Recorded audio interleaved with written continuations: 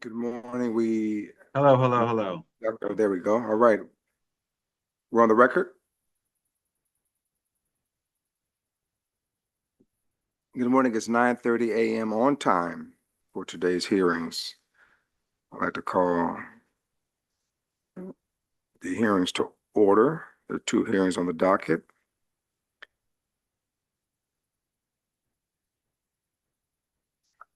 But before we do that, we do have several members of the hearing board who are participating remotely. Dr.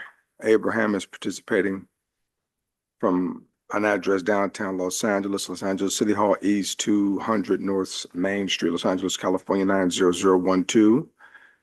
And I presume that this address was posted pursuant to the old Brown Act. Is that correct, Dr. Abraham? Correct. Perfect. Are there any individuals over the age of 18 present with you in the room today? Not in this room. Let the record reflect that none are present. And this address was posted, we're going to say Brown Act 1. All right.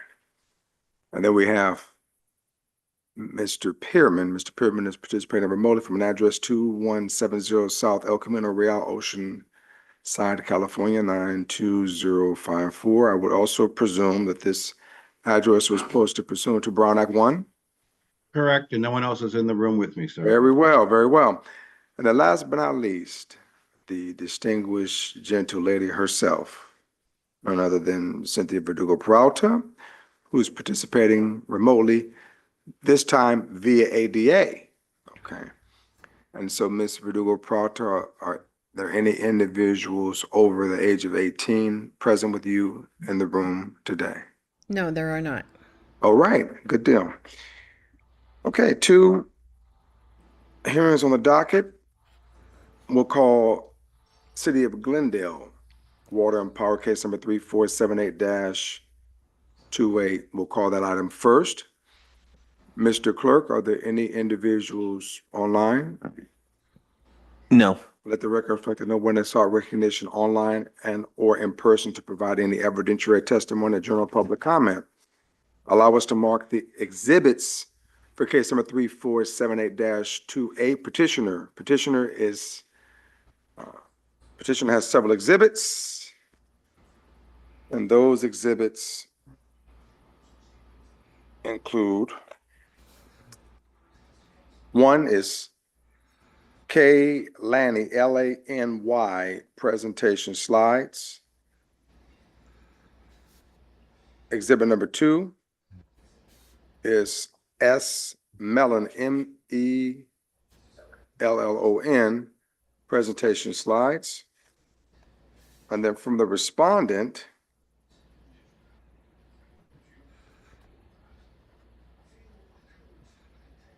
Exhibit A is the permit application excerpt. B would be the permit excerpt. C would be the operating statistics. D would be news releases regarding progress on grid reliability. E would be electric utility financial and auditors message. F would be proposed variance conditions. And G would be record of climatology. It's morning. Hold on, let me get this right. Climatological observations, right? Now I can't see, folks, but there's a glare. Really is a glare. And I can read also, okay? It's a good Compton education. All right, so that concludes our exhibits. All right. So do we have witnesses on both sides? Yes, Your Honor. All right, and okay, so everyone who will be providing testimony, if you stand. So we can provide the oath. Raise your right hand. Okay, do you affirm that the testimony you're about to give in this matter is the truth, the whole truth, and nothing but the truth? I do. All right, 3 individuals have been affirmed. They will be providing testimony subsequently. All right.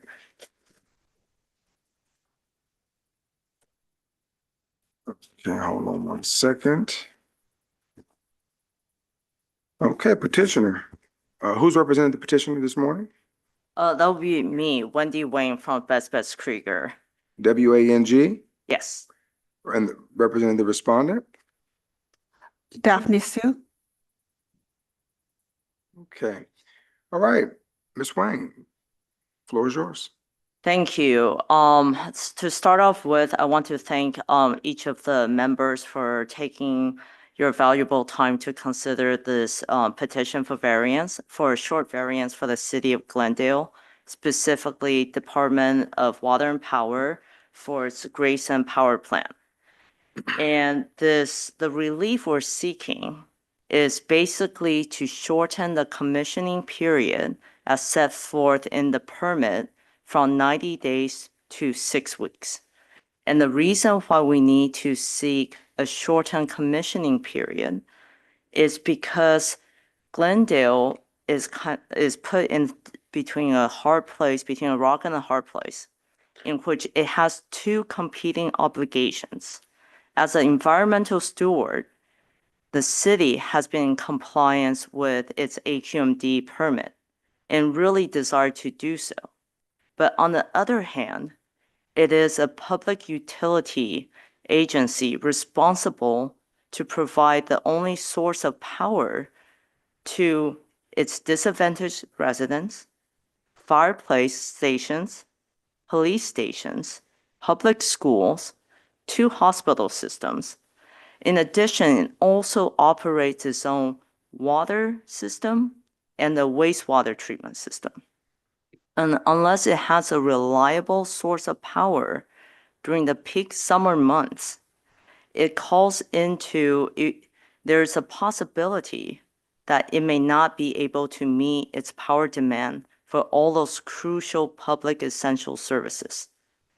And the reason why the city is before you today is because there are delays to the construction and delivery process of the three engines that you want to commission. And because of those delays that are outside of its reasonable control, we're now put in a difficult position where we're coming before the board and asking for permission to shorten our commission period. And by shortening the commissioning period, I want to be clear. By granting this variance, it will not result in an increase in total air contaminant. What you will do, and I have two witnesses with me today, Mr. Carl Lanny will testify that granting the variance will not result in additional air contaminant. It just, for a short amount of time, release the same amount of CO2s and NOx instead of having it emitted over a 3-month period or 10 weeks period. It will be emitted through a 6-week period. And those emissions, based on our calculation and modeling, will not result in any sort of public harm. And I also want to say that we're making this request pursuant to Health and Safety Code 42352 that says requiring the city to prolong the commissioning process will result in an unreasonable burden on the essential public service, meaning that if the city is not able to provide a reliable source of power, it put public services such as police, firefighting, school, hospital system, water supply system, wastewater treatment system at risk. And the city's here because it wants to prevent a public health and safety situation.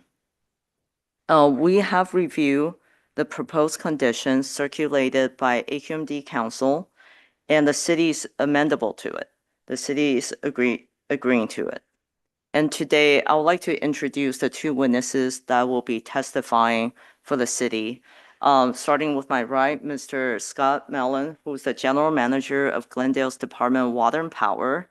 And after his presentation, Carl Laney, who's the city's outside consultant on air quality issues, will be testifying regarding the commissioning schedule, the emission calculations. But first, we'll start with Mr. Mellon on the background of the city's electrical system, the construction process and why the 6-week commissioning schedule is necessary to protect public health and safety. And with that, I would like to present his presentation slide. All right, Ms. Sue, your opening statements. Good morning. The parties have agreed upon the proposed conditions. However, the district opposes the issuance of the variance. If Glendale Water and Power proceeds with a 6-week commissioning plan, it will exceed the monthly emissions limits for NOx and carbon monoxide. The South Coast AQMD is an extreme non-attainment for the 2015 ozone standards. NOx reacts with VOCs to form ozone. The Clean Air Act requires entities to obtain emissions offsets for new sources in non-attainment areas. The district's new source requirements are codified in Regulation 13. And pursuant to Regulation 13, Glendale Water and Power purchased NOx emissions reductions credits. The amount of ERCs required depended on their monthly maximum emissions limits. The district expects facilities to be truthful and careful in their applications for permits. Here, the facility's permit application stated that the engine manufacturer, Wärtsilä, estimated that the engines would be commissioned within a 4-month period. The application also stated, quote, monthly emissions during the commissioning period will not exceed the proposed monthly limits in effect during the normal project operation, end quote. The amount of ERCs that Glendale Water and Power was required to obtain depended on this monthly limit. The permit to construct would only have issued if sufficient amount of offsets were obtained. Other repowering projects have had to spend about $43 million to $67 million in offsets. The utility complains about the considerable expense it would incur to purchase ERCs to cover any additional emissions during a shorter commissioning period. At the end of the last fiscal year, ending June 30th, 2025, the utility had more than $400 million in unrestricted funds. Further, there would not be any additional emissions if the utility follows the plan set forth in its permit application. The permit provides for a 90-day commissioning period and even allows for an extension. It is not unreasonable for the hearing board to require the utility to follow its own stated plan. The utility also complained in its petition about the daily expense during commissioning, but that expense should have already been considered and accounted for when proposing its commissioning plan in its application. The utility may garner some sympathy because there have been project delays and a desire to have these engines up and running before the end of the summer. We are not asking the facility to close. We are asking the facility to follow its original commissioning plan as set forth in its permit. The utility has multiple supply sources and purchases most of its power. At the Grayson plant, the plant at issue in this variance petition, the utility had decommissioned equipment generating about 200 megawatts of power in November 2023. The new engines are capable of supplying up to about 56 megawatts of power in total, only a fraction of what was removed. Glendale has been able to meet the needs of its city for 2 summers without these engines. It is reasonable to expect that it can do so again without unreasonably burdening any essential public services. Thank you. And we have Christian Aviles, a permit engineer, to testify. Thank you. Yes, and he's already accepted the oath. All right, Ms. Wang, your witness. Thank you. We'll call Scott Mellon, and I will request permission to share screen so we can publish his presentation. Permission granted. I believe you already have the presentation teed up. Yes. Very well.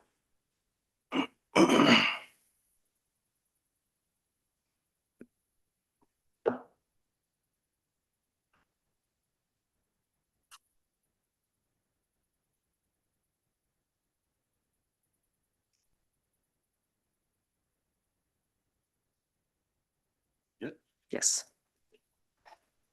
Good morning, members of the commission. As was stated, my name is Scott Mellon. I'm the general manager for Glendale Water and Power. I've been in the utility industry now for over 25 years, with Glendale since 2022. And during that time, we've made an incredible strides towards decarbonization within Glendale. I'd like to give you a little background. Next slide, please. A little background on City of Glendale. Population is around 200,000 residents, of which about 12,000 are currently subscribing to low-income or disadvantaged programs that we have available to them, either through our PPC programs or other high-efficiency energy programs. We have the number of public health care facilities that we have. We actually have 3 hospitals in Glendale, 9 fire stations, a primary police station with multiple hubs. We are in charge of our own water supply, as was stated earlier. We are co-mingle with wastewater management systems with LA, and we have 8 branch libraries.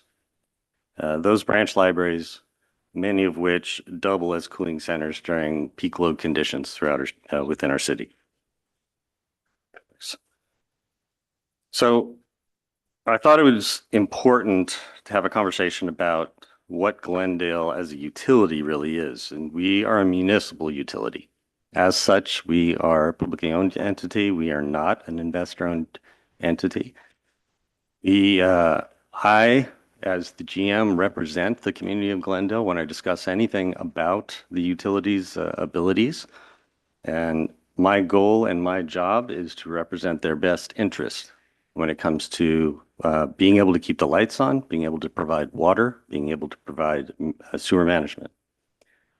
Our peak load, as was mentioned 2 summers ago, occurred in 2024.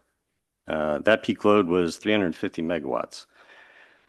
During that peak event, as was stated before, our ability to keep the lights on, we actually lost a substation. We lost 5 to 6 megawatts worth of energy resource during that time. And I think that's the only reason we were able to keep all the rest of the energy flowing to the rest of our customers, is the shedding, incidental shedding of that event, of that substation. And it's worth noting that though we experienced our 350 megawatt peak in 2024, all our IRP plans, so the forecasting that we went through for IRP, the Integrated Resource Plan, predicted that we wouldn't hit a 350 megawatt peak until 2030. So we are well ahead of schedule in hitting higher peak loads. Glendale is part of a load pocket. We exist within LADWP's balancing authority. We have one other city that shares that same condition. It's Burbank Water and Power. We have one interconnection with LA. We have a shared interconnection with Burbank, and Burbank has a single connection to LA. So we are completely isolated from the system at large. I know there's a lot of conversation about the CAISO and how there is a significant improvements in the available resources that are out there right now. And point of clarity on this is that we don't have access to the CAISO. We are not part of CAISO's balancing authority. We report only and specifically to LADWP's balancing authority actions. So anything that goes on within our system, we have obligations to meet and confer and work through all reliability issues within LA. We also only have a very specific transmission paths. So we have shared resource transmission paths with LA, and we have some that are outside LA's authority that we have interconnections with resources that are well outside of our system. Utah, up into Oregon. We have some in Vegas, in Nevada, and Arizona, spread all over the place. And those include many renewable resources, solar, geothermal. We have one wind instance. We have small hydro. We do have part of Palo Verde. So we have a fair amount of diversity in our energy resources outside of our system. What that doesn't do, it doesn't provide us the ability to respond quickly or to work around transmission limitations when we get into these peak load conditions. And I'll get into more conversations when we get into that area.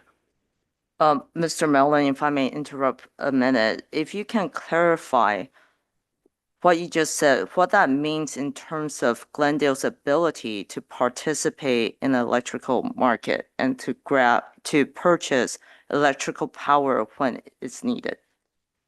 So if you don't have your own internal resources, you have to bring energy from outside. We have multiple long-term contracts. However, it's not just about buying energy to supply your near-term load. You have to be able to have reserves. You have to be able to respond to conditions that if you have a single event, an N-1 event, that you can recover from that N-1 event, either by spinning up additional resources to provide internal generation, or by finding an alternative resource. Like our only option is really to go to LADWP in those instances. And if we're experiencing an event or an outage, then they are likely experiencing the same condition. So when we can't plan for something, they can't plan for something because we're all kind of stuck in the same area. I will say, even after that N-1 event, we have a requirement to meet an N-1 So we have to plan to have energy resources in reserve, or the ability to supply those energy resources as needed for these peak load events. And I keep referring to these peak load events because our worst case scenarios are in the summer. Usually, right now, we're seeing peaks in the September and October timeframes. But September, late summer, is really when we're getting hit with the high load events. So to drive the point home, we need internal dispatchable firm generation that we can assist us in meeting our reliability needs to keep the lights on in the system. Now, the Grayson Repower project, the way it started was the removal of 219 megawatts worth of higher emitting generation. So we had a great amount of old boiler unit in generation, and we had some older technology combustion turbine generation that was available to us. We knew that with that old technology, we needed to move towards the newer technologies because we were pushing very hard towards decarbonization. And that's why we ended up with essentially Wardzillas that are peakers, 56 megawatts, about 18.6 megawatts apiece. We have about 2,000 hours on them planned in our permitting process, which means we're limited to about a 14% window over a whole year where we need to focus use of that generation. We plan on primarily using those peaker units during these peak loads events in the summer. The other part of the installation that we were doing at Grayson was 75 megawatts, 300 megawatt hours worth of lithium-ion batteries. Now, we all recognize the batteries are a load first, so we have to get generation to them. But having the batteries in system can help us stabilize and assist in some areas with the reserve requirements or recovery conditions, but they have to be charged. So we have to have a resource to get energy into them. And we can't always rely on the fact that the energy resources on the outside are going to get into us on this system for load stability. I think one other important point is Glendale Water and Power is driven by a council that has strict and very focused decarbonization goals. We've adopted some aspirational goals beyond the state's requirements to achieve zero carbon emissions by 2035. Now, these are very difficult goals, and we are still pushing in that direction. But we knew, I'll give you some insight into some of the projects we're doing. We're doing city-owned solar projects, so any place where we can do parking lot transition or building transition, we put solar on the top of the building. We actually are putting land-mounted solar right near Brand Park and integrating that into our distribution system.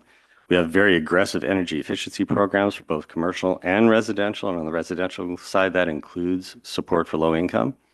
And we have a codified electrification transition, which means at the same time that we're decarbonizing and essentially reducing a lot of our ability to supply energy. We're increasing our load. We're transitioning off of gas-based items in as much as we can influence our customer base to do so, and accommodating that in any new builds, we're getting off of natural gas and pushing towards electric only.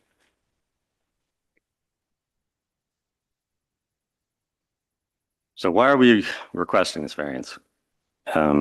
As was discussed, Wardzilla and their subcontractor had prepared and submitted the air permit application to South Coast. Under that premise, there was a plan, and that plan relied on the fact that there was sufficient time to get this work done. Now, the expectation for the air permit was always to have the engines functional before the summer of 2026. That way, in anticipation of peak load conditions, we would already have generation online and be able to support our local resource, our local needs. We understood even then that it was critical to summer energy reliability to have that generation available. We are expecting significantly higher temperatures and loads compared to last year.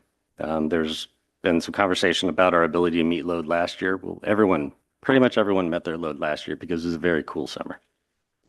It was unexpectedly cool. So I'll say we got lucky last year.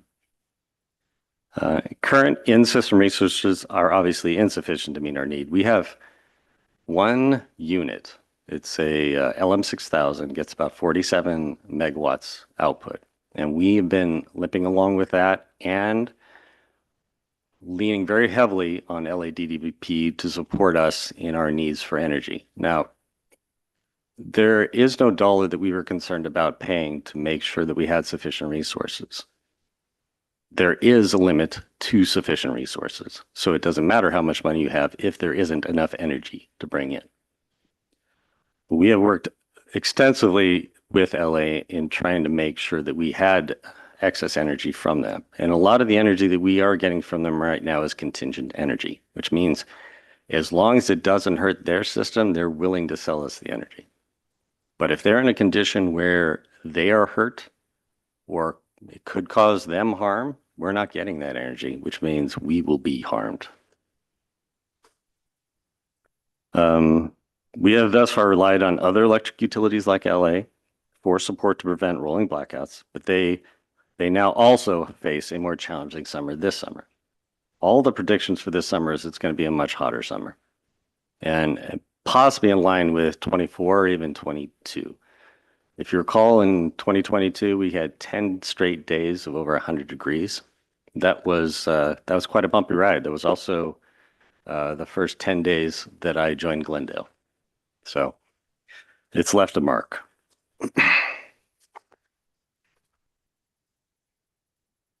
The delay of the engine deliveries were outside of GWP's reasonable control and pushed the start of the commissioning into the summer. As soon as we realized that our vendor was struggling to move the engines to us, we bent space and time to realign our schedule, to change our site plan, to spend millions of extra dollars to make sure that the project continued to progress and build around the problem. Because the issue of needing the generation online and available to us before the summer was so prevalent in our mind and so critical to our ability to respond to our community, that's what we had to do, and we continued to do that. Once the engines finally did arrive, like I said, we did extraordinary measures for putting into actions, including working extensive overtime to accelerate the start of commissioning and moving everything around. This variance will allow for shorter engine commissioning to provide summer resources. I mean, that kind of goes without saying. That's why we're here. And it will allow more parallel operation, shortening the project schedule. So this compression, it will increase the concentration, but it will not increase the total emissions.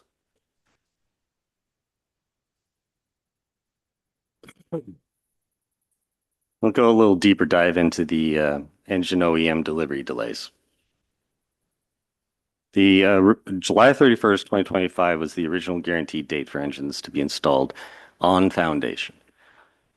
This original project plan commission was to commission during cooler winter months, well before the peak load. So we had sufficient time to spread things out. We had sufficient time to address anything that would come up, and we would still stay ahead of the critical summer month peaks.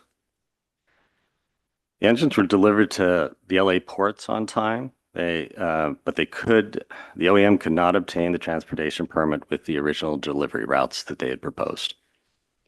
This was an 8-month delay. During those 8 months, we considered many options. The first thing we needed to do was get the engines out of the ports. We moved the ports to a rail yard and stored them until we figured out what we could do. We worked hand in hand with the OEM to walk through multiple scenarios. We considered other road paths. We considered rail paths. In fact, we actually worked with Metrolink to develop rebuild a railroad spur into the Grayson utility yard, which is a little ironic because I think around 20 years ago, we actually removed a rail spur. But we were talking about building a rail spur that was upwards of $1.5 million that was temporary, just so we can get the engines here in time to get them set up and get the power running before the summer months. In December 19th of 2025, we were successful, found a route, and we got the permits in place. February 5th, the last engine component was delivered to site. Now, when I say last engine component, these individual components that needed to be delivered are on the order of 230 tons apiece. And they had to move very slowly, even on the road the path we used, most of which was freeway. We had to take over the freeways at night, shut them down. I think the fastest we were able to move on the freeways was 25 miles an hour. And at one point, to go under a bridge, we were going between 10 and 15 miles an hour and bring them into our yards. And we had to do that 3 times. And that took a little over a week to move all 3 of those pieces into the yard. Now, once in the yard, we had to assemble them. We brought them into a tent. We added 2 more pieces. There's a base piece, dropped that onto, and then put a header on it. And then that had to be moved very slowly over to the engine hall and dropped on the foundation. Once on the foundation, once all 3 were on the foundation, Wärtsilä met the requirement of the obligation.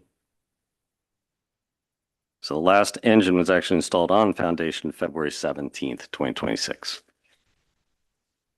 So Mr. Mellon, if I may interject, you had just mentioned that the last engine was installed on the foundation in February 17, 2026. You had also mentioned that Glendale expedited a lot of this process to make up for the lost time due to delay. Can you explain the process, why the assembly is going to take so long from first installation in February 17 to now? Sure. So as I kind of mentioned, we had the 3 pieces that had to be assembled in the engine tent and then moved over to the engine hall. But once in the engine hall, they had to be placed on a foundation. Then the generator had to be connected up and coupled to and tested for alignment concentricity to make sure that you didn't have any warping in the shaft and make sure that everything was working exactly right. And you had to do that 3 times. So there's an incredible amount of testing and alignment that had to go into getting those on station and functionally tested before we could start the commissioning process, which would actually get into, emitting. While on the foundations, we still had to build structural supports, mounting. We had to build rails around it, and all the piping for interconnections to the selective catalytic reduction and the exhaust paths had to be put in place. So there's a fair amount of work that still had to be done before they could get to the level where commissioning could really start. And was this done at an additional expense over time for the city of Glendale to ensure that the project could be expedited? Yes, there was significant spending of dollars above what was anticipated to make sure that we could compress wherever possible schedules to meet our need to get those units online before summer. So I provided a few pictures here to give you kind of a sense of scale of these engines. This is the single component without the base, without the header on it. And this is the 230-ton element that was moved slowly through the city and on the freeways. Next slide. This might actually give you a little bit better understanding the size of the trucking mechanisms that rolled it in and moved it there.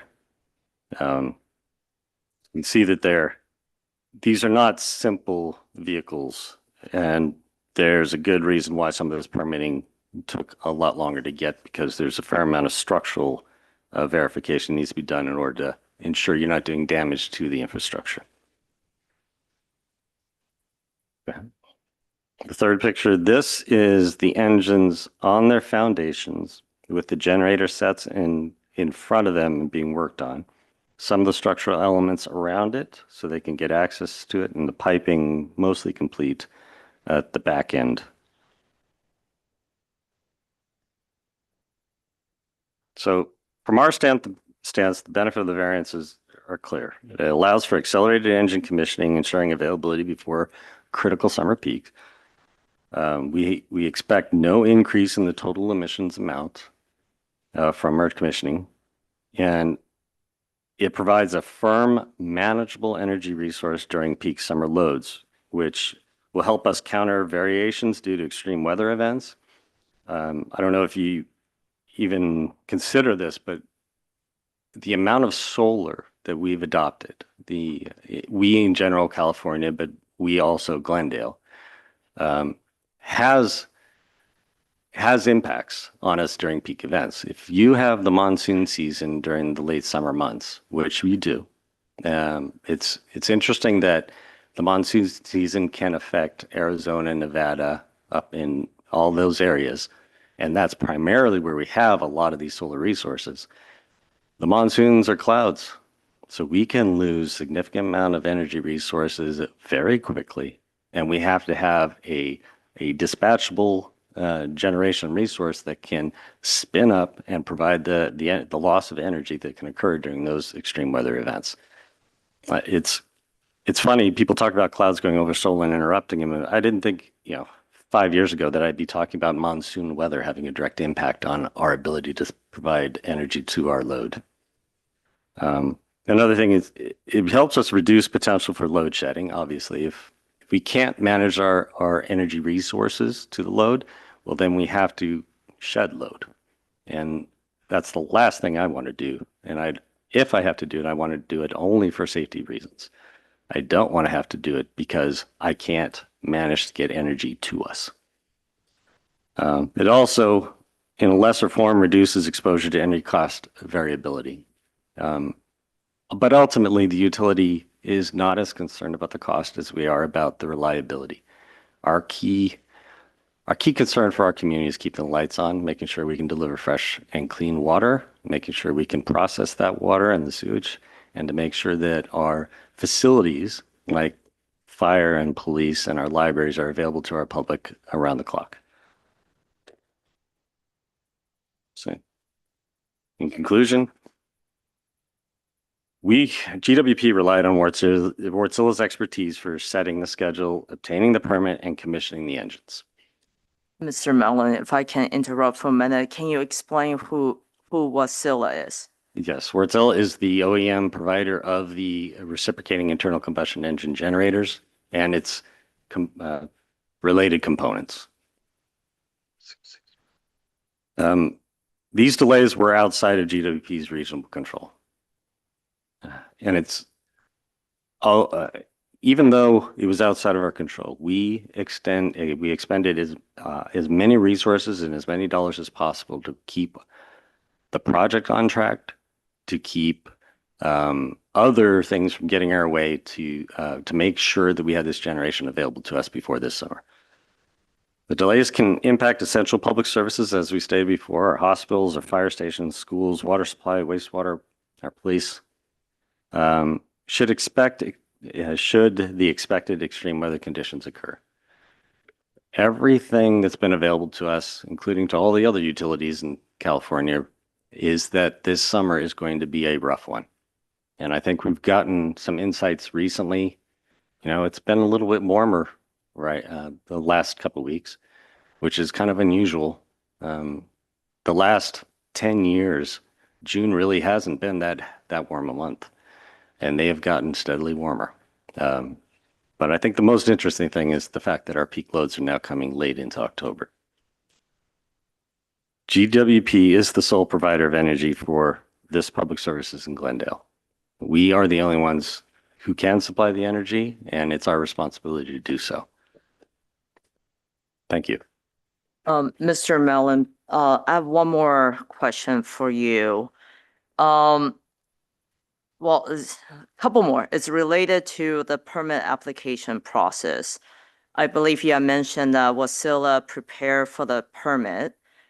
When the permit application was submitted, did you have any reason to suspect Wasilla would not be able to deliver the engine components on time and therefore allowing the city to commission the engine in time for summer of 2026?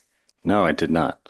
The group that they chose to handle the permitting process and the subcontractor they chose to use the delivery process was an experienced company, and there was no reason why I would expect them not to succeed in doing what they said they could do. And you believe the permit application, when it was submitted, was as truthful as it can be with your understanding? Absolutely. Thank you. Ms. Sue on Cross. Yes, good morning. Thank you for your presentation. I had some questions on your presentation. You had mentioned that there will be battery power at the plant, correct? Yes. And have the batteries already been installed? The batteries are finishing with commissioning presently, so they're working through the availability right now in controls. And when will the batteries be operational? If everything comes out right, with controls, I think in the second week in July, they might be available. Okay. So is this dependent on whether the 3 engines at issue is installed at the same time frame? No, it's not codependent. No.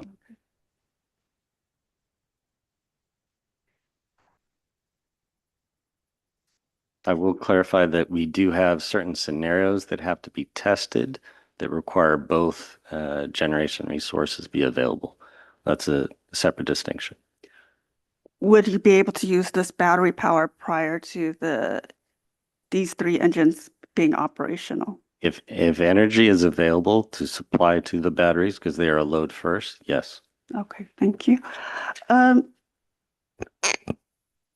Let's look at the permit application. You should have before you the exhibits in printed form. So there's excerpts from the permit applications. That's Exhibit A. But before we go to that, before the permit to construct were issued for these 3 engines, did the power plant have to purchase NOx emissions reductions credits? Yes. Okay. And now let's go to Exhibit A, page C1.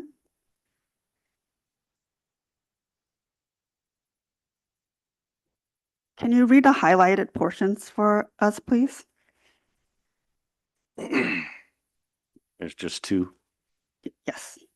Wärtsilä estimates that approximately 218 hours of operating time will be required to complete the commissioning process for each engine, and that all 5 engines will be commissioned within a 4-month period.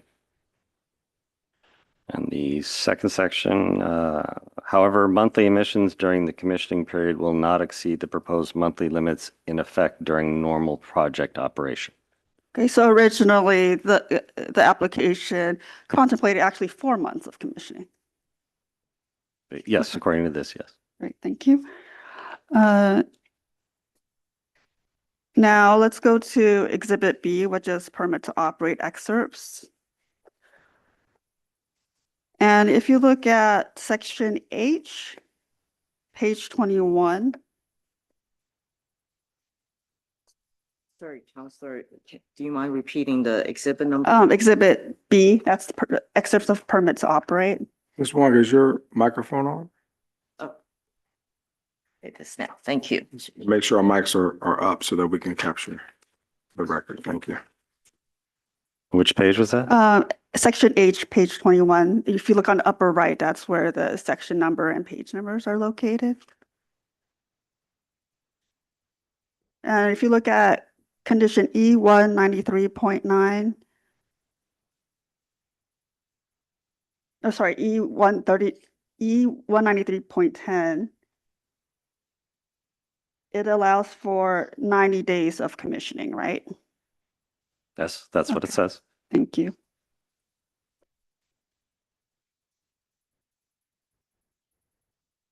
And after the permit to construct was issued for these 3 internal combustion engines, did the facility request any modifications for the permit to construct? Did you apply to modify this permit? No. Okay. Now I have some questions about the electricity power generation at the site. If you could turn to Exhibit C, which is electric utility operating statistics. And looking at the Grayson plant statistics over the last 5 years for fiscal year 2020 to 2021, it looked like the megawatt hour supplied was 144,657. Is that correct? That is what it says here. Okay, and then what did it drop down to in 2022 to 2023? 90,479. And then 2023 to 2024? 30,815. And what do you believe accounted for this change? Lack of availability of the generation. Okay, were equipment removed from the Grayson power plant? Yes, it was. Okay, and I think you put that in your own slides. How many megawatts was removed? 219 megawatts removed. We Okay. still had about 47 megawatts available. Okay, so would that account for the drop in electricity generation here? Yes. And you see from this, so is Grayson the only plant fully owned by Glendale? It's the only, the number 9 unit, which is the LM6000, is the only generation resource that was there during this period. Yes, okay. And then just looking at this table and just from your own knowledge, is the Grayson power plant the only fully Glendale-owned generating facility? In Glendale, yes. Great. Okay, let's turn to the next page and you could look at the pie chart. And do you see how much of Glendale-owned generating facilities, how much does that account for the total system supply in 2024, 2025? According to the pie chart, 4%. Okay. Thank you. And so you said the facility had decommissioned equipment in 2023, correct? About 220 megawatts, was it? It was 219 megawatts. fully demolished, I believe, is in 2023, yes. Okay. And then, so it's been about 2 years since this equipment has been demolished? Approximately. Okay. And in the year of 2024 and 2025, was Glendale able to meet the needs of the city either through purchase and with purchase and self-generation? For a lion's share of them, yes. During a peak load event, we did actually lose a substation because we were over, there was too large of a draw in the substation, so we tripped off. Okay. And when did that occur? That was in 24. 2024. And then how long did before the power was able to be restored because of the trip? That took several hours. Several hours. Okay. If I recall correctly, it was close to 3 hours before everyone was back online. Okay. And instead of drawing upon that power, would the city have been able to purchase that power? At that point, we were attempting to purchase everything we could. So I don't know that we could have found more, but there was definitely a draw in the system. So Okay. And do you remember what month or day in 2024 this tripped? I think that was September, but I don't recall the date.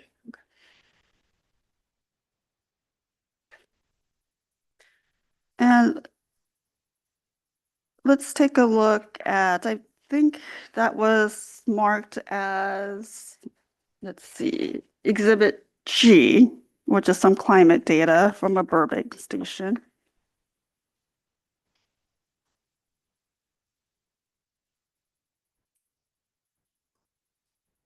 It's a chart. There's like 4 charts stapled together. So it's August 2024 from the Burbank station, September 2024, August 2025, and September 2025. And I've highlighted in yellow any days that the maximum temperature was 95 and above. So as you can see here, it looks like in August 2024, there were 7 days above 95 degrees and above, right, in August 2024? Yeah. And it looks like, potentially looking at the next page, would you say there was a heat wave in early September 2024? Yes. Okay. Thank you.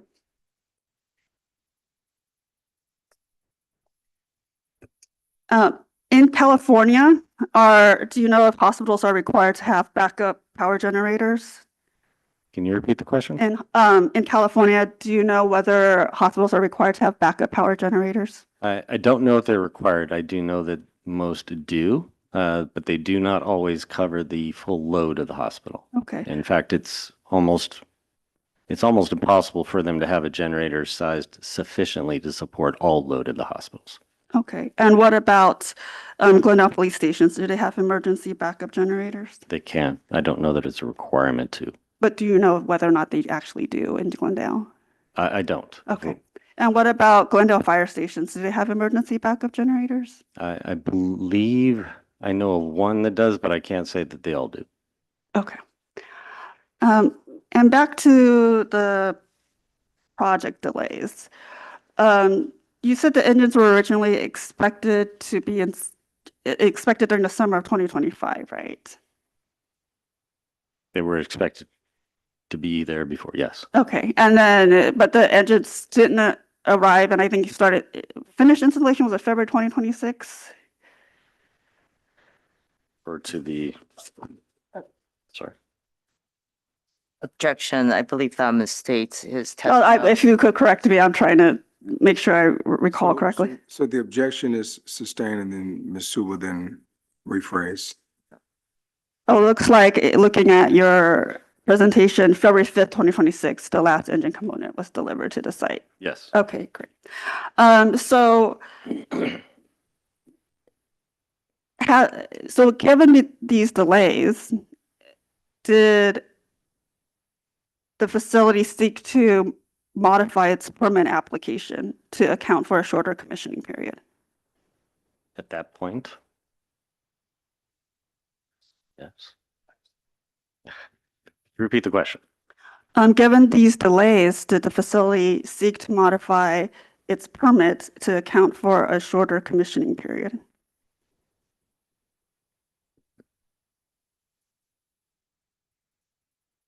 Do you seek to now or? Or did you ever seek to modify the permit application from the beginning of 2026 to end of April 2026? So no, and I think that was because we really didn't know what kind of delays were going to be impacted or how long it would take for us to potentially solve the problem that we were seeing with the permitting process. Okay. The transportation permitting process. Thank you. I have no further questions at this time. Thank you. Members of the hearing board? Ms. Wong, will redirect? Yes, please. Very well, go right ahead.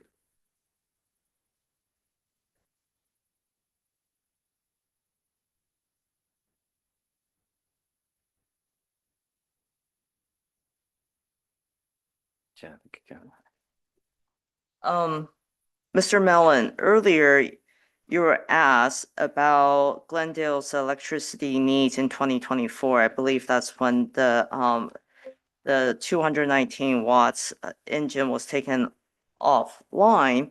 Can you explain why the fact that Glendale was able to meet its energy need in 2024 minus a couple situations where power was unavailable? I believe you mentioned there was a couple hours where energy was not, Glendale was not able to provide energy for all of its customers. Why that history is not a predictor that Glendale will be able to meet its power needs this upcoming summer? Sure. So one of the key factors in what's going on with our utility industry today and the loads today is a push towards electrification and a move towards renewable resources.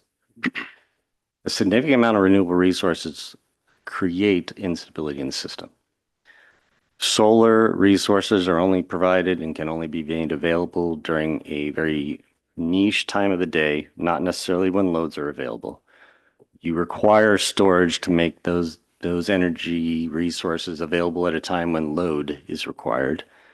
There is much less spinning mass out there in the form of large generators. So there's less stability in the system, but there's also less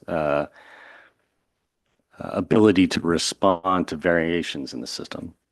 And so with the variation in the sources of energy, with the continuing growth in the type of loads in our system, the nature of our system is changing at a pretty rapid pace. So it's to look at what has happened in the past as an understanding of what might be happening in the future. The only thing we know right now is there's a lot of unknowns. And I think a good tell of that is looking at how our forecasting is working with our weather forecasting. Extreme weather events and climate change are driving our ability to, reducing our ability to predict what our loads are going to be, what the weather is going to be, which is usually a predictor in California, what the loads are going to be. So looking to the past and what we occurred, we know what the worst case scenarios were in the past. We don't necessarily know what the worst case scenarios are in the future. So we have to have a little extra to everything that we're looking at.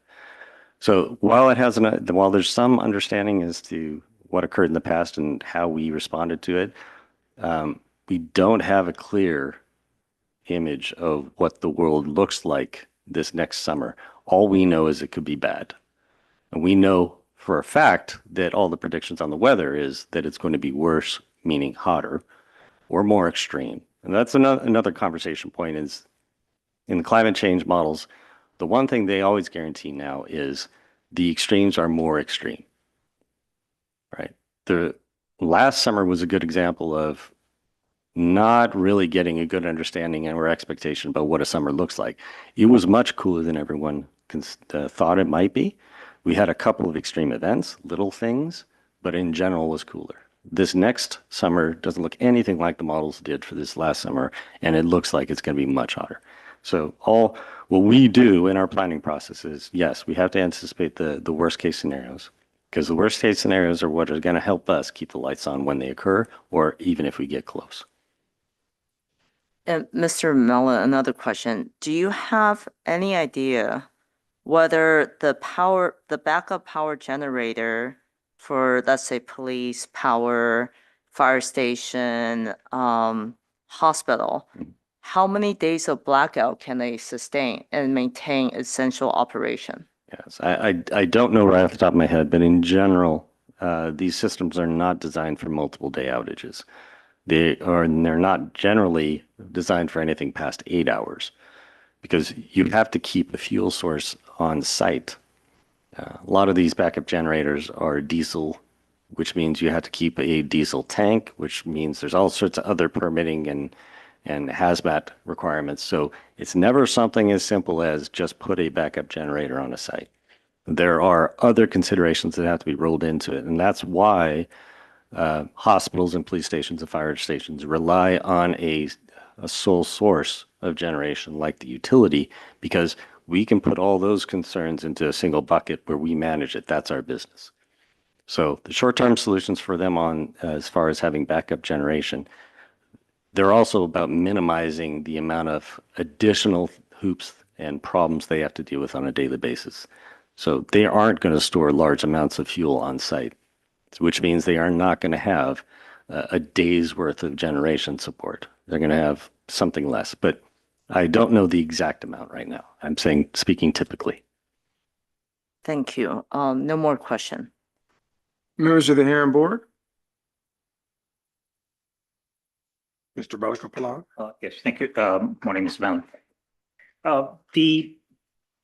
Look at your presentation, you demolished 219 megawatts. So that's what specifically were involved in that? Is that actually the same as the item on page 21 earlier, the permit and condition 193.9, where you were supposed to surrender the permits of boiler, B3, B4, B5, gas turbines, and so forth. Are those the same things that you demolished, or? Yes, So that has been completely removed? completely removed, razed to the ground. Okay. All right. And I think you mentioned, when was that completely removed? So 23, I think, when the demolition was completed. In 2023? No, 2023. Do you know if you got credits, emission reduction credits from those removal of those units? No, Okay. Now here it says, so you haven't surrendered the permits because the conditions say upon startup of this engines, you have to surrender those permits. So you still have those permits active, is that what it is? I'll defer. Actually, if you don't know the answer, you can refer, Yes, so I I don't don't want know to the go back answer. and forth between witnesses, so. Go ahead. No, please don't have him, just say you don't know and the next I witness. don't know. Okay, thank you. So what happens now, let's say there's a peak load this year where you need 350 megawatt, and you only have 56 from those three engines, and you will bring the rest through purchases and other sources to add up to the 350 or whatever you need. Right. Okay. If even with that generation of being available, if the Ward cells are available to us and the batteries are charged and we do our planning correctly, my belief is that we can, bridge the gap. If our load is much higher than we anticipate, then the natural outcome of that would be the need to shed load. So these three engines are really for peak Yes. demand when you have in the summer. Otherwise, you normally purchase from other sources that you have Right. agreements with. Yes. Well, part of our goal is to try and find energy resources on the grid during the day so we can charge up the batteries and then bridge the gap in the evening with the batteries over the belly of the duck curve. I'm sure you guys have heard that term before. Now I think Ms. Su asked you the question, and I think you misunderstood because you were talking about the permit for getting the transport. But I think she was referring to AQMD permits. Did you know there was going to be a delay? Did you initiate any kind of discussion with AQMD about modifying your permit, air quality permits? Not at that time. When did you discuss that with your consultant? Oh, as far as when we began to realize how far it had slipped in the schedule and the potential impact there, I think that's when we started to come to some conclusion that this was going to impact commissioning and that we were going to have some issues. Okay, but then did you authorize your submittal applications, or you decided to just come for this avenue, get a variance? This was the avenue we chose. Okay. All right, I have no further questions. Thank you. Sure. Ms. Verdugo Peralta? Thank you, Mr. Chair. Sir, what is the percentage of your spinning reserve that you normally have? So That's a loaded question, but I'm going to step through it.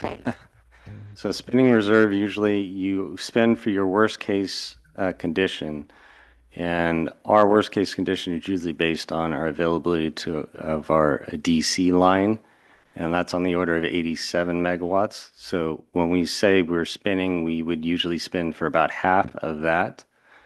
So, around 45 megawatts is what we would need to be made available for that. But it's really based on how much of our DC is in use at one time. And we have the scenarios we step through on a daily basis to see where our worst case exposure is what drives us towards our reserve requirements. So if we don't have the full flows in the DC, we might look at our AC exposure. We may look at a single generation resource that's available in our system that we're pulling in. Whatever is providing the largest support to our ability to provide energy is usually what our reserve requirements are based off of.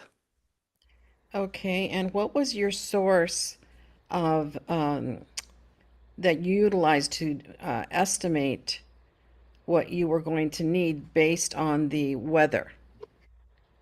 So What was in general, yeah, please, yeah, I'm leaning into this, but I think I heard. What was the source of that Usually, information?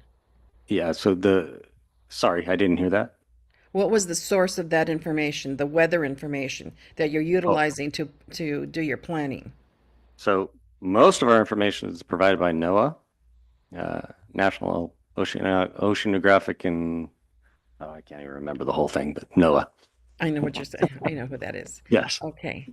NOAA is and usually the resource that we look to, but we also use past performance data. We try and narrow it down to what's going on in our system. We'll have conversations with LADWP to see how they're doing, what they're doing on their predictive models. And we generally look at what the industry in Southern California is expecting for the utility industry in Southern California is expecting so that we provide some reality to what it is we're seeing in our models. Okay, and I want to understand, presently, the base load that you have been utilizing in years past, not counting the new generation, the peaker plants that you want to have, has that changed? Have you lost any of that base load that you've had in previous years? Or are you When you going to be say- losing it? Yeah, just to be clear, when you say base load, are you talking about our base generation capability? Yes. Or are you talking about our growth in our base load? What I'm asking is, you want to have additional peaker plants Yes. available to you on top of the base load that you already have. What I'm asking is, in previous years, the base load that you have had, the generation that you have had, are you losing or have you lost any of it to this point? We have lost significant firm dispatchable generation, which is, it's a unique qualifier, but I want to make sure it's clear that we have added multiple contracts, purchase power agreements that are renewable resources outside our system, and they hope to make some of that up. But what it doesn't do, it doesn't give us firm generation. So our generation mix has significantly changed, which does affect our ability to reliably supply generation. Yeah, hopefully that helps answer that question. Well, I'm trying to understand what you needed in the past, whether you've been able to meet that demand in the past, and what you're doing with the peaker plants is you're adding, and let me paraphrase this. You're adding your capability of utilizing your own generation versus purchasing additional power. Is that correct? That is correct. And Okay. in the past, we did have the 219 megawatts worth of firm dispatchable generation in system. It wasn't outside our system. It was actually co-located with our load. Okay. And we did Have lose all you, that. I'm sorry, I didn't mean to Sorry. interrupt you. Have you had a situation where you needed more demand and you were not able to purchase it? or get it from another source? We have had situations where we've had to lean heavily on LA for resources that were not available to us. As a balancing authority, they had to provide it, and we were penalized after the fact. We have existing contracts. So in that sense, yes, but we did have, we had mechanisms in place where we had to, basically pay a penalty for leaning on them. Could that energy have been cut? LA could have cut us from leaning on them. It was well within their authority, but they did not, and they had the resources to allow for us to lean on them. So there are several points in the day when we can buy energy or make it available to us or plan for it to be there. And this is one of those scenarios where it's within the hour, we need generation. And if it's not available to us immediately, we pull it out of LA's system, and then they kind of supply it for themselves and buy it through other means. And this is one of those scenarios where, we've been rubbing LA the wrong way. And it's when we get into these peak load conditions, it's only our relationships that keep us tied together. So there's a significant effort that goes into maintaining those relationships, because basically Glendale's making our problems LA's problems in those events. And that's not how you want to act as a neighbor. Yes, but isn't there a contract between you and DWP for them to We provide have- that power? We have a balancing authority area service agreement. And in the case that I'm describing, we've gone outside of that, but within it does describe penalties. So in that sense, yes, if we pull more energy from them than what we have agreed to, we legitimately can take the energy, but we have to pay a penalty cost for it, and then repay the energy at a later time. Has that happened in the past few years, let's say? Yes, it has. And can you give us a number, more or less, what that was? Not right off the top of my head, I couldn't. Okay, have you received any negative response from DWP because you had to do that? During the times of the events, yes, we will get an operator that will tell us, you guys are leaning on us, you're above your deadband limit, and you need to get it back. And we'll explain our conditions to them, and then, it's a coordinated conversation is what it is. And then there's a recognition that we're going to be paying a penalty. But you don't know, you can't give me an estimate of what the penalty has been? No, not right at the top of my head. Okay, those are the only questions I had, Mr. Chair. Thank you. Any additional questions from any other members of the hearing board? Just had a follow-up, Mr. Ali. All right, Mr. Balakapalan. Initially, you were proposing 5 engines and doing a 4-month commissioning period. So what changed? Why did you go to 3 in the commissioning period also? That's a great question. It was not the utility's recommendation to go to 3. It was a direction that we received from our council, and we didn't have an option. To go from 5 to 3? Yes. What are legal? Okay, I don't want to get into that. Okay. It was more leaning towards the decarbonization effort, but it was also leaning more towards a reduction in greenhouse gas just generally. And now the commissioning, how does this proceed now? You have all 3 engines installed.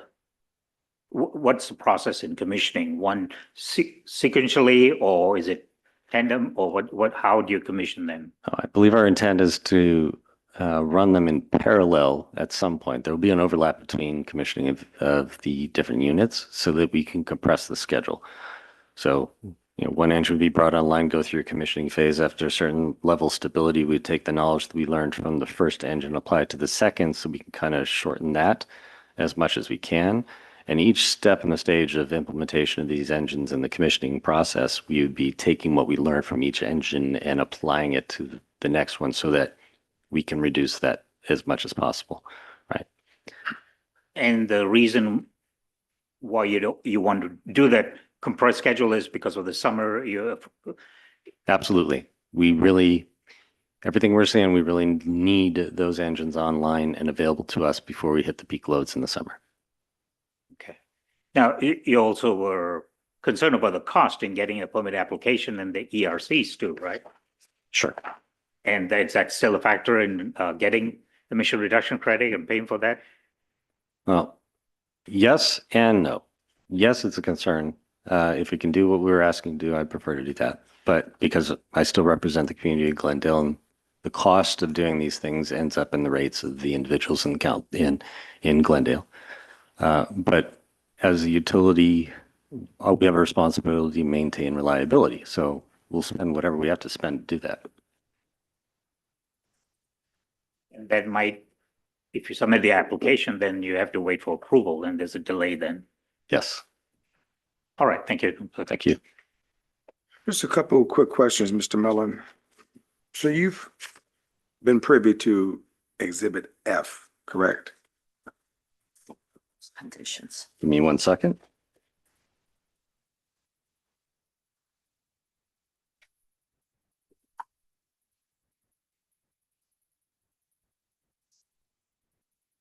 August, September Burbank data. Yes, the proposed conditions. Don't know that I have a copy of that. We have a copy of the proposed condition. That's Exhibit F, proposed variance conditions. You have a copy of that, Mr. Mellon? Is this it? Have you had a Okay, chance to yes. review that, Mr. Mellon? Yes. You've reviewed this proposed variance conditions? Yes, I did read this and we have reviewed this. Okay. So, Mr. Mellon, I know a very old lady and she always says to make it plain, make it plain. Okay. You have the variance. She's a very good friend of the family, by the way. She is. You have this document before you, correct? Yes. Do you agree with this document? Can you stand by this document? You support this document? Because the district is proposing, they're supporting some elements, but opposing others, right? Right. And so where am I going with the make it plain? Making it straight for the bakery owner in Glendale, school district bus driver, regular folk. You support the variance conditions as proposed. Where in the district's argument do you have a rebuttal as the general manager managing the public's trust and managing this public utility? Again, my concern is the availability of the generation in lieu of these peak load conditions. That's my prime driver. I need to make sure that we can provide a reliable resource, reliable energy resource, and I need to be able to support the systems in Glendale. I need to keep the lights on. So when we experience these events, I have some very real concerns about the health and welfare of the community as a whole, because we have these extreme temperatures. If air conditionings aren't running, you have a fair amount of old people. We have a fair amount of multifamily residents, and they require cooling during these heating events. And if I can't provide them in a building like that they can all go to, which we never have enough space, but we do have cooling centers.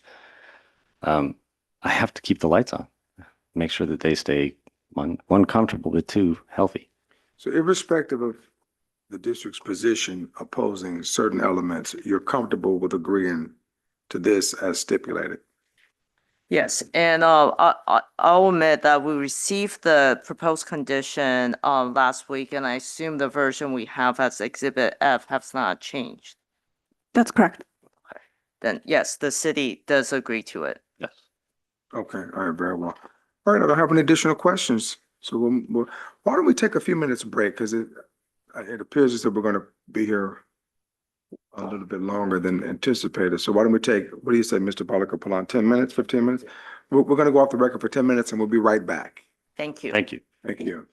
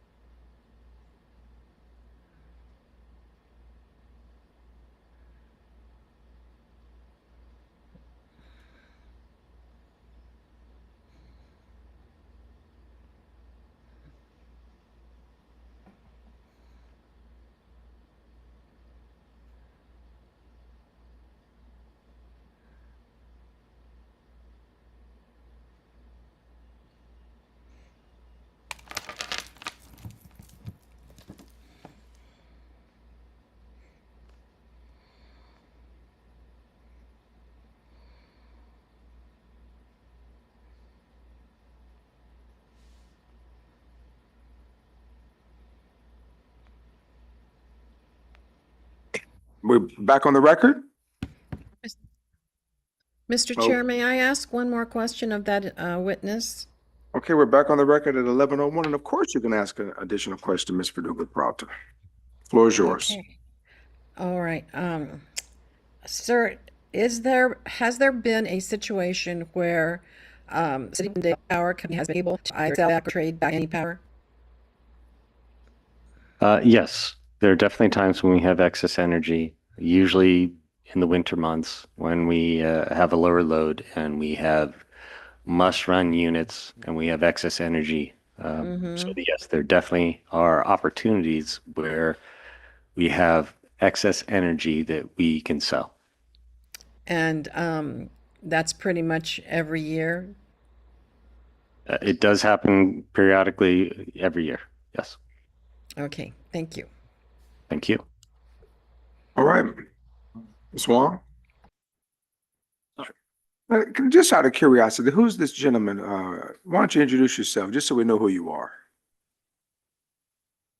My name is Dave Tadiosian. I'm a consultant to the city of Glendale, serving as the project manager for the Grayson Repower Project. Okay, just was curious. I mean, he has such a vivacious smile. Welcome you to the family here. All right. Okay, Ms. Wong, the floor is yours. Thank you. The city would like to introduce our next witness, Carl Langley, and we also prepare a presentation, which I'll share.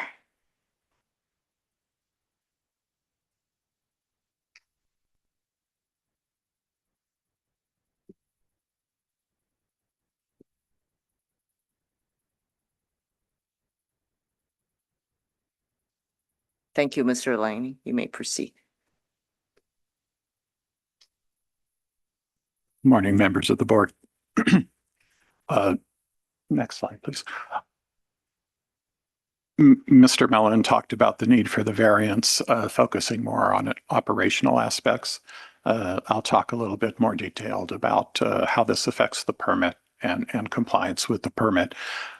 Condition 63.7, we did discuss, implements South Coast Rule 1303, new source review offsets by limiting monthly emissions.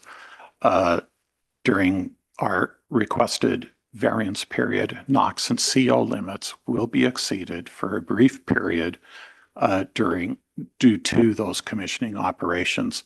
Today, NOx is limited to 620 pounds per month. CO is limited to 1,100 pounds per month.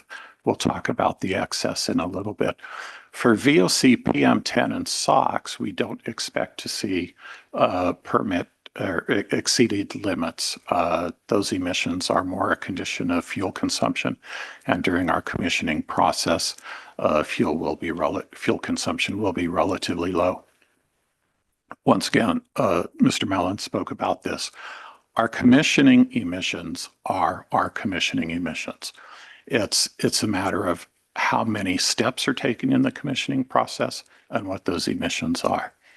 We are not asking for greater emissions. We're just pointing out that our emissions will occur in a smaller period of time. They will continue to comply with air quality standards. When we modeled air quality, we modeled uncontrolled emissions. The requests that we have would affect on a short-term basis. If it affected anything, it would be affecting NO2. It would be affecting PM, which again, isn't affected in this case because of fuel consumption. But for NO2 and for CO, our modeling again reflected uncontrolled worst case hourly emissions. Additionally, condition 193.10, in addition to giving us a limit on commissioning duration, an upper limit, it specifies that those commissioning emissions are also subject to Rule 63.7. In addition to that, of course, we are requesting variance from Rule 203B, which states continuous compliance. Again, more operationally, why is the variance needed? It is because the expert forecasters working for the city of Glendale recognize the need for power generation at the back end of summer, and they recognize the risks of not being able to meet that need. Next slide. This project, again, is not a new generating source in the basin. It's replacing legacy boilers and gas turbines with advanced technology operating assets. They're designed to respond to abrupt changes in power supply and demand, to support the city's renewable power portfolio, and to reduce overall emissions.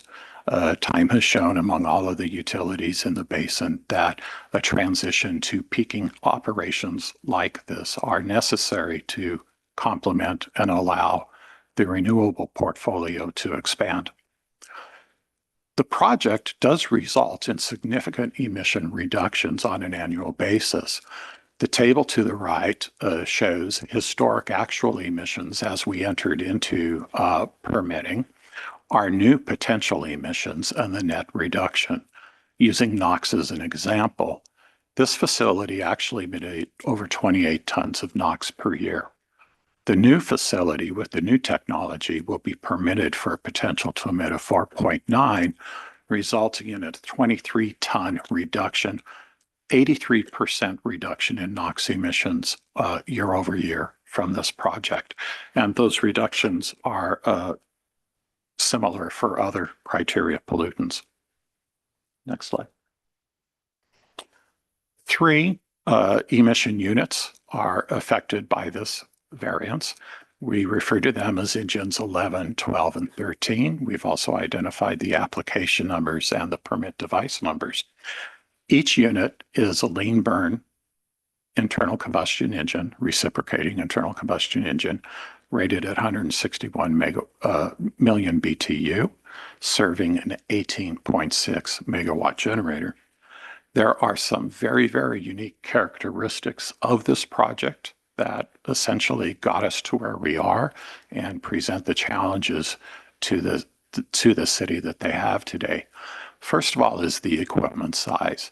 These generators and the supporting engines are 10 to 90 times larger than the typical prime power engines that have been permitted by South Coast. Additionally, many of the prime powered engines permitted by South Coast fall below offset thresholds. That doesn't happen here. Second, these engines are designed to meet very aggressive emission standards. They match performance for NOx of a simple cycle turbine, but respond better to these crises, these needs for quick turnaround, peaking power than we can get through turbines. This project is the first with engines of this size globally to meet the stringent standards of South Coast. Wärtsilä clearly has installed engines throughout the United States, elsewhere in the world, but the South Coast standards applied to this project are a first. They also emit emissions that would be lower than many of the sources in the spot market would emit, as I understand. There was also some discussion about the ready availability of emergency generation among essential public services. Just as this is cleaner than other alternatives, it's much, much cleaner than those emergency engines. These engines are designed to emit NOx of 0.07 pounds per megawatt hour. A Tier 1 diesel emergency engine emits NOx more at about 22 pounds per megawatt hour.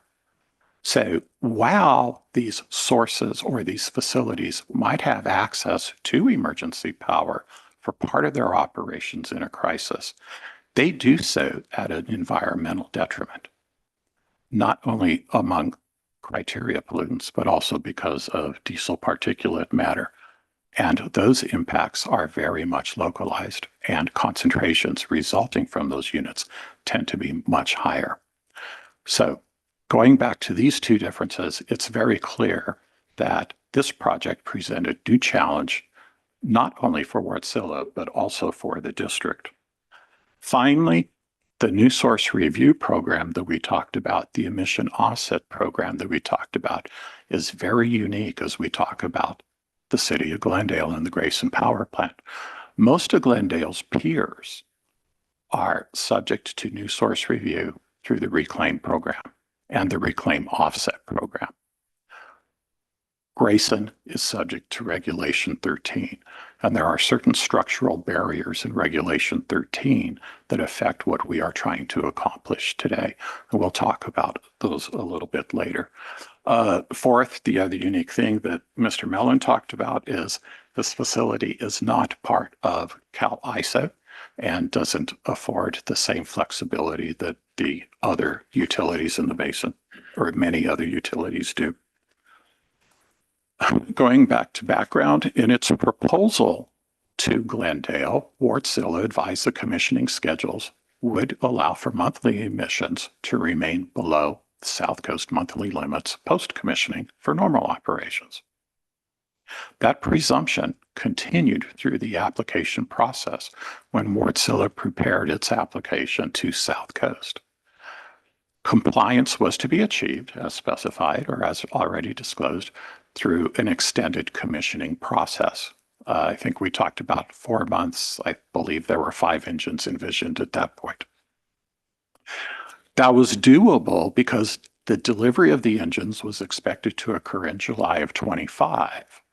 First fire would occur after the 25 summer season, and winter would allow for the extended commissioning of the new units. There was a discussion about truthfulness and carefulness of the application. It is very clear that this application was truthful. It reflected the information that was available at the time. It was carefully crafted to reflect what Wartsila knew about a commissioning process in regard to the city's need to have power availability at the end of the summer season.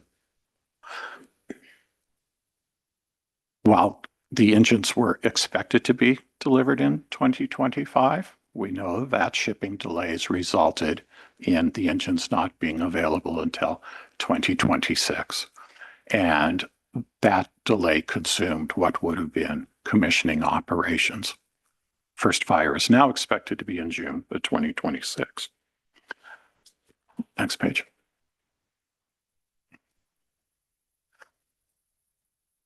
Because of that delivery delay, sequential commissioning is not viable if we are indeed to meet the 2026 operating needs.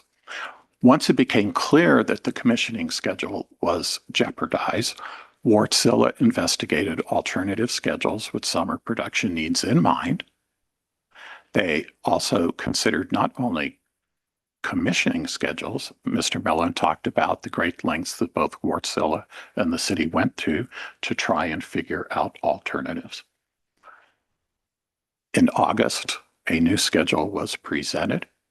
It would indicate the compliance with the 30-day limit would last for approximately 7 to 9 days for each engine during the month of July.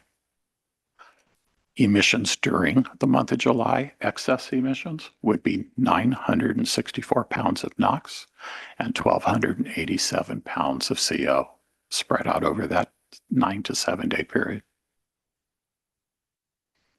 However, because of the compressed schedule and because the overall emissions of the commissioning exercise remained constant, those high emissions during the month of July are offset by lower than originally anticipated emissions in the following month, in this case, August. Compliance is expected in the month of August. The following table was also shared in the petition, and it kind of speaks to this.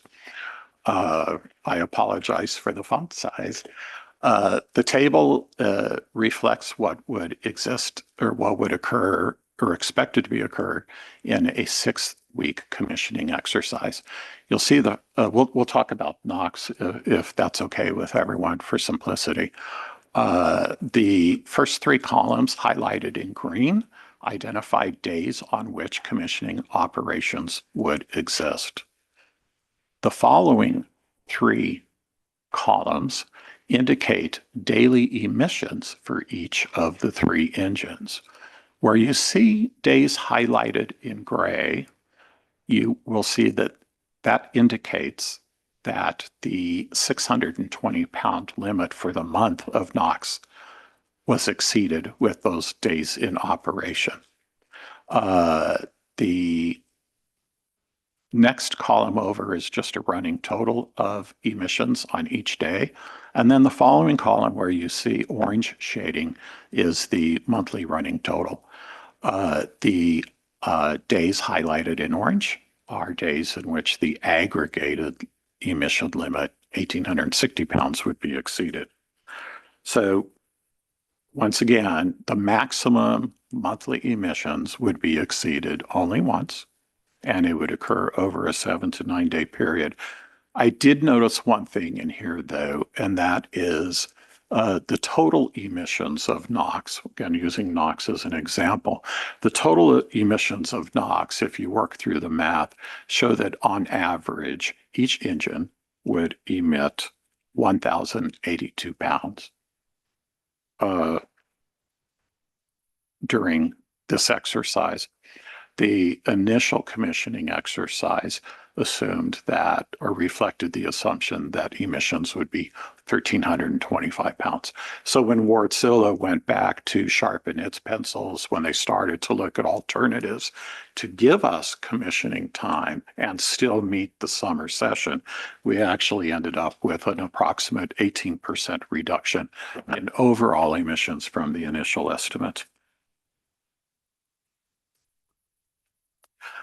The city did look at viable alternatives or alternatives that could be viable. Delayed commissioning is not a viable alternative. We did consider an 8-week schedule, but even an 8-week schedule would result in some level of noncompliance during the first month.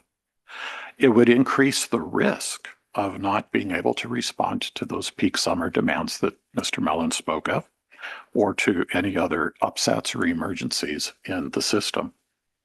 And commissioning beyond 8 weeks would further increase that risk of not being able to be operational at the back end of August and early September, where Mr. Mellon explained peak operations are absolutely needed. Next slide. We also looked at permit modification as a viable alternative. We all know that permitting through South Coast is taking a long time. We did not submit an application. We were working through challenges to try and understand if there indeed was an alternative. As both of us have said, Wärtsilä went back, the city went back. They looked to see what they could do to get the engines here faster so that they could have the commissioning time that they needed. By April, it was clear that what we have is what we have. And it's also very clear that we could not possibly have an application into the district and processed by the district and EPA in time to meet these objectives. But there's also this other structural problem with Regulation 13. District staff has confirmed what we also felt would be the obstacle, and that obstacle is the emission offsetting that we had spoken about a little bit before. We are subject to Regulation 13, not reclaim. Regulation 13 offsets are designed to accommodate operations into perpetuity, under the presumption that what happens in one day happens day after day after day. But what happens in 1 month could happen month after month after month and year after year after year into perpetuity. But we're not talking about that kind of operation. We're talking about a 7-day event. NOx ERCs are priced to reflect that structure of Regulation 13. Mr. Laney, Counselor, one quick question, and I do apologize, members of the hearing board. Just want to be very clear here. You're rebutting the claim of the increase in NOx, correct? Is this some of the, where you're going with this? Because I'm reviewing the document. I'm just trying to make sure I follow. No, I am not. Okay. The issue here is we're talking about two different things. Go right ahead. This project produces clear emission reductions. The commissioning program itself, as amended by Wärtsilä, produces overall emission reductions. The issue here isn't about the entirety of emissions from the project or the entirety of emissions from the commissioning operations. It is about the boundaries within Regulation 13 of managing what your peak emissions are in a 30-day period. It's a matter of compressing those emissions into a brief period of time, which causes that 30-day limit to be exceeded because of those 7 days, or during those 7 to 9 days of July. We're talking about emissions from multiple angles here.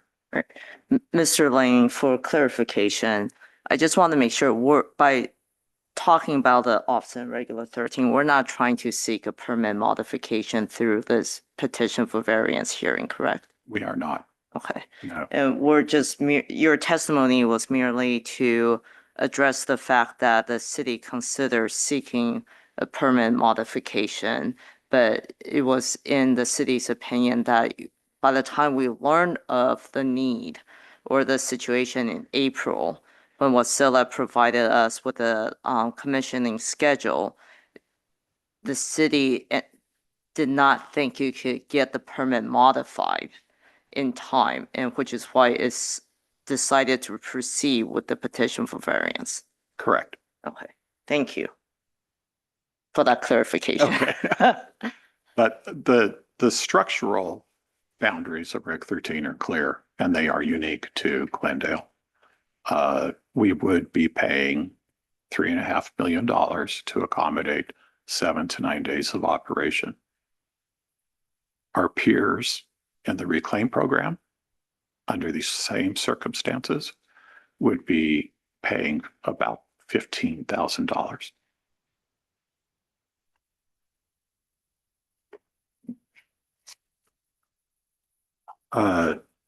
We have seen the conditions.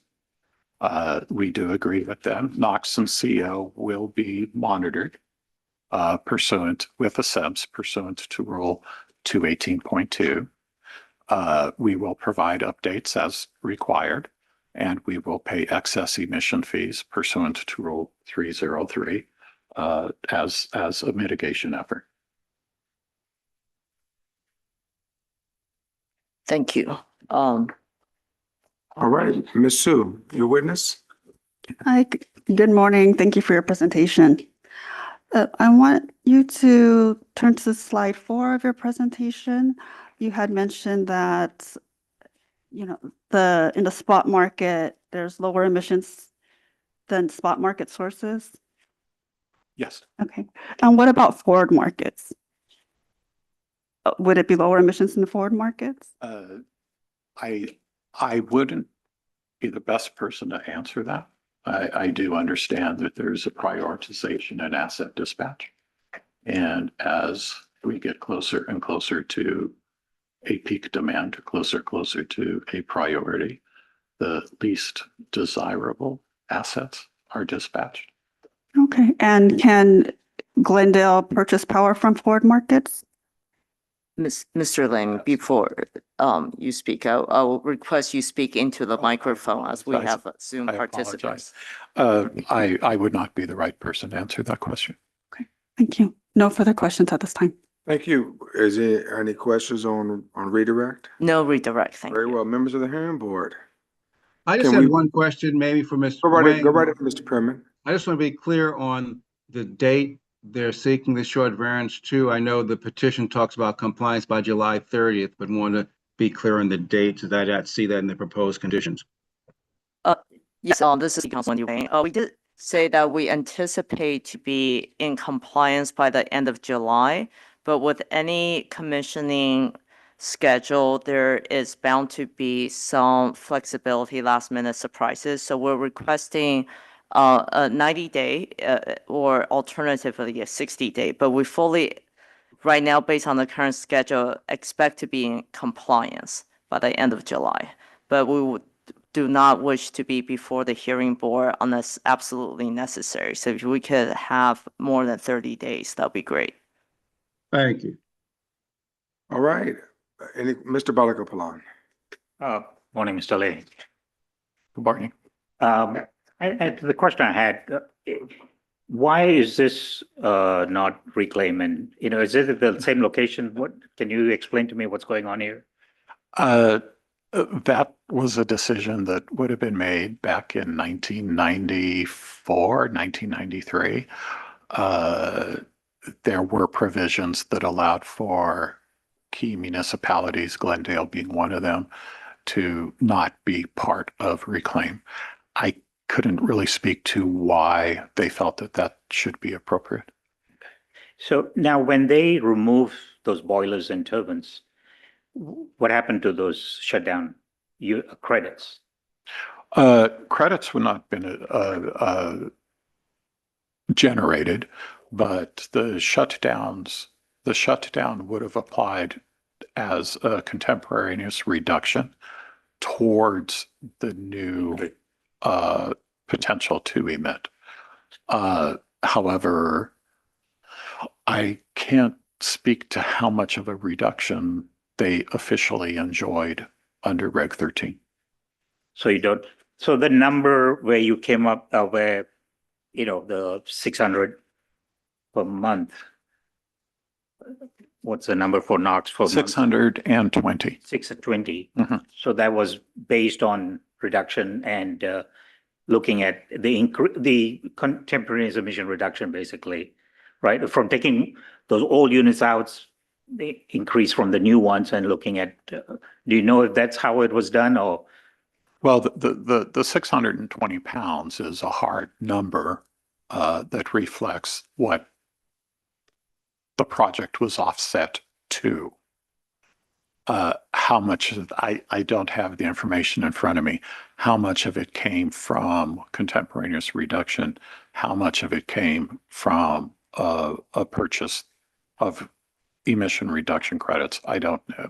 That would have varied by pollutant, by all means. Right, individual pollutant, but so you didn't have that accounting, basically. I don't have it with me, no. So And you again, we didn't. I didn't do So, the permitting, so. So how much ERCs was purchased for this project?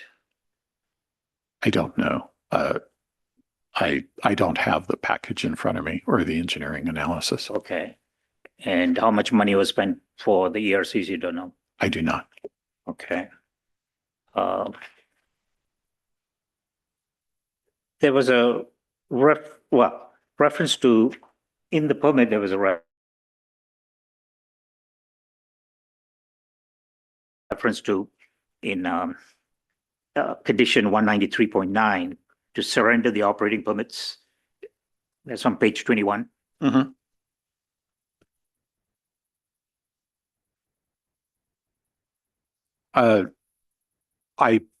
I have to assume that that was done. The district clearly knows that the construction, or excuse me, that the demolition is done. They know that there is no operation on those existing units based upon two provisions, one of which is the continuous emissions monitoring that occurred on some of those units, and also the annual emission reports. But I can only assume that other formal surrender was made. Okay. There's a reference to Rule 13D there. Do you see that? Which condition? On that E 193.9.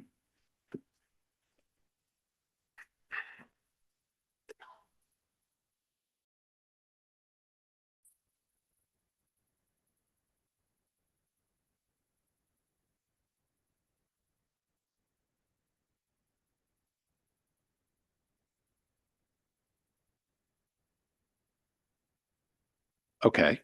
And do you know what that condition is? 1313D?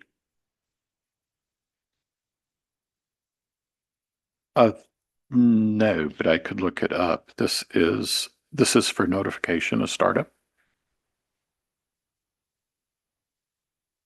Can you look it up and read to the record? The condition? 1313D. What regulation 1313D? Do we have a rule book handy? Oh, no. Okay. You don't have that? I don't. Don't, okay. Can I, you pull it up? can I borrow the rule book from the clerk? Reg 13? Can we have the counselor look it up online? It'll be easier. I'm not for sure if these Yeah. books are up to date. Well, Reg 13 isn't up to date. Touche.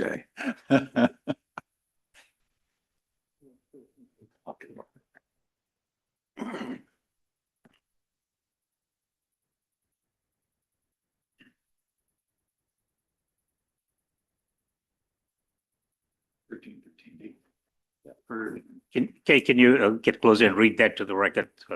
For a new source or modification, which will be a replacement in all or in part for an existing source on the same or contiguous property, a maximum of 90 days may be allowed as a startup period for simultaneous operation of the subject sources.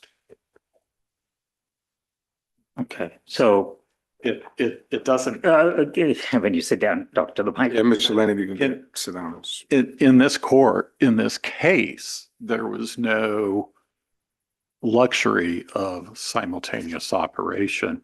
The facility is a small footprint and the existing units had to go before construction can start. But the rule allows simultaneous. It is indeed. So you could have, uh, for the period that we're talking about The 90 and days. other circumstances, you could have emissions from our commissioning on top of the emissions from the yeah, existing okay, sources. That's what I wanted to. Thank you. So, Mr. Balakapalan, just a colloquy, if you will. The position that you're taking and what he's read, there's a clear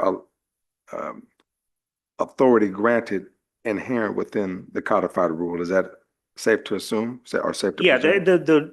I think that's what was right, that if they had still the units operating, they could still operate simultaneously while they're commissioning, but they don't have the luxury of that. They removed it in 2020, a few years ago. But the rule allows both to be in operation and emit simultaneously from the old plan and the new plan while they commission. Thank you. Thank you, sir. But before I would, Right ahead. yeah, no, that, I think that,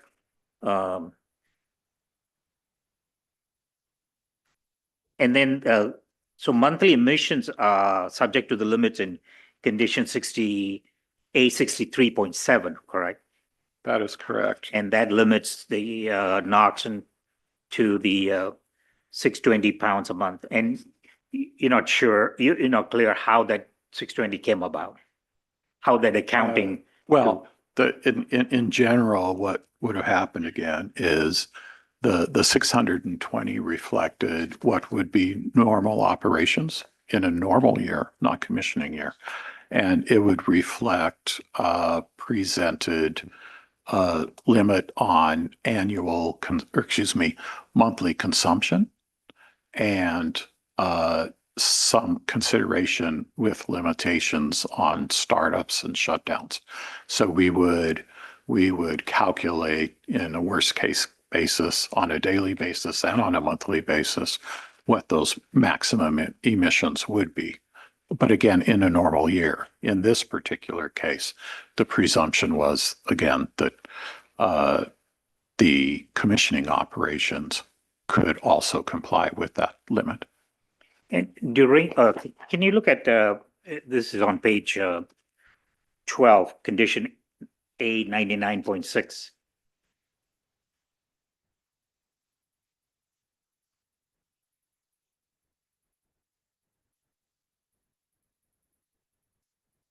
A 99.6. Yeah. Can you read that, that first line? The 2.4 ppm NOx emission limits shall not apply during startup and commissioning periods. Okay, that's fine. That's all I would. So what is the expected ppm NOx during the commissioning period? It varies depending on where they are in the commissioning stage and where they are in the load. No, that's all it varies. But yeah, But you're still limited by condition A 63.7 by not, because you have one here saying it doesn't apply. You could go higher than what, during commissioning than 2.4, correct. but you're still limited to 620 Correct. pounds a month Yeah. because there's another condition. Because at that time when you applied, the expectation was you do it over a period of 4 months. Is that what it is? Commission? Originally it was 4 months. That was with a 5-engine project. The limit in the permit is for 3 months. Okay. But you are correct. The presumption has to stand that during commissioning, concentrations would be higher. Why didn't you initiate permitting earlier? When you knew there was a long delay, why wasn't when with the district and what options are available? I believe the crisis, if you will, came to light in about February or so. The question then would be, well, what could we really build with certainty into a permit application? We were working, or the city was working with Wartsila to revise its construction schedule to also, as at the same time, it was looking at what it could do on the commissioning side. So it really wasn't until April or so when it really became clear that the only option available to us is to focus at that point. Everything was exhausted. The only thing left to focus on was the commissioning schedule itself. And by April, it's very clear from experience that it's unrealistic to expect a permit. And we, of course, still had the structural challenge with Reg 13. But let's say unrealistic, let's say the district was what was the modification you would have requested of the district as far as the permit change? The modification would have been for a one-time limited increase in emissions during the commissioning process to increase for 1 month the NOx limit by 900 and some pounds and the CO limit accordingly. So we would have asked for a one-time commissioning consideration. Would that require offsets though, to your knowledge? Based upon the text of Reg 13 and the district's interpretation of that text, yes. Okay. All right. Thank you. I have no further questions. Thank you, thank you. All right, we're going to move to, I believe that's it. Okay, so we're going to go ahead and turn the floor over to Ms. Sue, who has a witness she'd like to call. Good morning, Mr. Christian Aviles. Can you please state and spell your name for the record? Christian Aviles, Christian, Aviles, Aviles. And did you take the oath this morning? Yes, I did. And what is your title here at the district? Air Quality Engineer 2. And how long have you worked as an engineer? I've been working as an engineer for a little over 10 years. And could you please briefly describe your responsibilities? As part of my responsibilities as an AQ engineer, I evaluate new permits for construction, modifications to equipment and to facilities. And have you reviewed the variance petition in this matter? Yes, I have. Are you familiar with the Grayson Power Plant? Yes. Are you familiar with its Title V permit? Yes, I am. Okay, and what is your understanding of the utilities plans for the equipment during its permit application process? Could you repeat the question? What was your understanding of the facilities plans for its equipment during its permit application process? So during the application process that they submitted for this repower project, there was an understanding that they would be removing equipment and that they would be adding brand new equipment. So there was a removal of several former emission devices and the addition of the 3 Wartsila engines in question now. Okay, and did it go through a new source review process? Yes, as any type of new source for a new permit to construct, it goes through a new source review. And could you please briefly describe what is the new source review process? What's involved? So in the new source review, we're going to obviously evaluate these engines for both all regulations that are required from the South Coast AQMD. We look at the emissions possible, the potentials to emit for the new sources. We take into account in the project any emission sources that are being removed.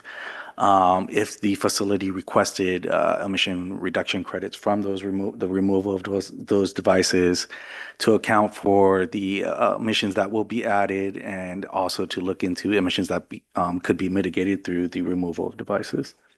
In general, if a facility has a potential to emit more than 4 tons of NOx, would the facility need to obtain NOx emission reduction credits or other types of offsets? That's correct. When a facility's emission sources add up to 4 tons or more, then the facility must seek out some kind of mitigation through either offsetting or through reduction of enough reductions through removal of devices. Okay, and for facilities in the reclaim program, they can purchase reclaim trading credits? Correct. For facilities that are in reclaim, the route to receive credit for NOx or SOx, depending on the type of facility it is, would be through the reclaim programs, RTCs. Okay, and facilities could have opted into the reclaim program as late as 2018? That is correct. Okay. And so generally facilities might either decommission equipment or purchase offsets to account for potential new emissions, correct? That's correct, Okay. yes. Did the Grayson plant purchase NOx ERCs for this facility? For this project, yes, the Grayson plant did purchase NOx emission reduction credits. And how many pounds of NOx did it purchase? The facility ended up purchasing 25 pounds of NOx per day. And did it receive any credit for decommissioning equipment? Yes, it did. So based on our evaluation, the total increases were of 61.95 pounds per day for the 3 engines that were added. And based on the boilers and gas turbines that were removed, the facility received 40.95 pounds per day of emission reduction credits. And can you explain what the offset ratio for NOx is? So as part of Regulation 13, when a facility purchases emission reduction credits for NOx, they must purchase a number of credits at a 1.2 to 1 pound per day ratio. So they actually purchase slightly more than what is actually required by the project. So in this case, the project required 21 pounds per day after the offsets. So after we looked at the 61.95 pounds that were being added per day for the 3 engines in aggregate, and the 40.95 pounds of reductions based on the boilers and the gas turbines that were being removed, the amount of offsets required were 21 pounds per day.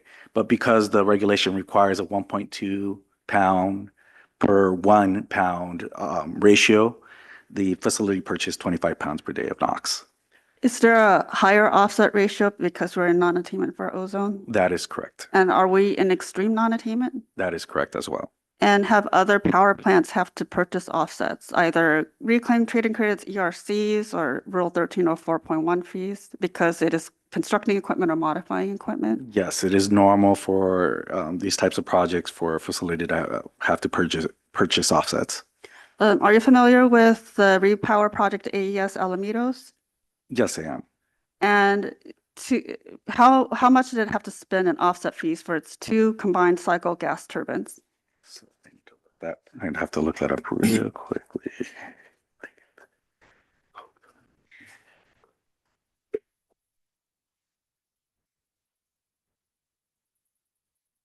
Oh, I don't know if they'll be in there.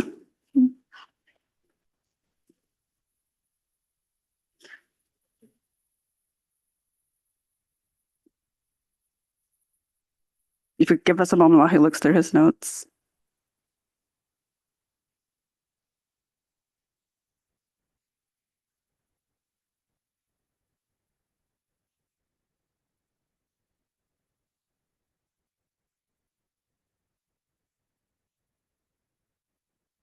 If I were to tell you it was about $66.7 million, does that sound approximately correct? Yes, that sounds correct. And are you familiar with AES Huntington Beach Repower Project? Yes, I am. And do you recall how much they had to spend in offsets? I think it was around 44 million. It was, yeah, approximately 43 million is what I have. And I could have him confirm with his notes later. And let's look at Exhibit A, the permit application.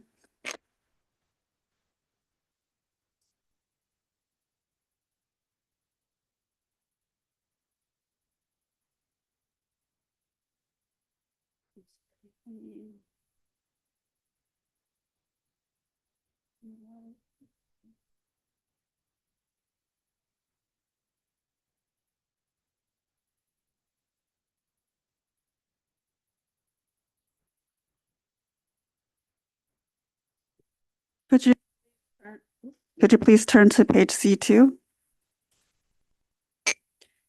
And could you kind of walk us through, I've highlighted certain portions, and could you kind of walk us through what this chart means to you?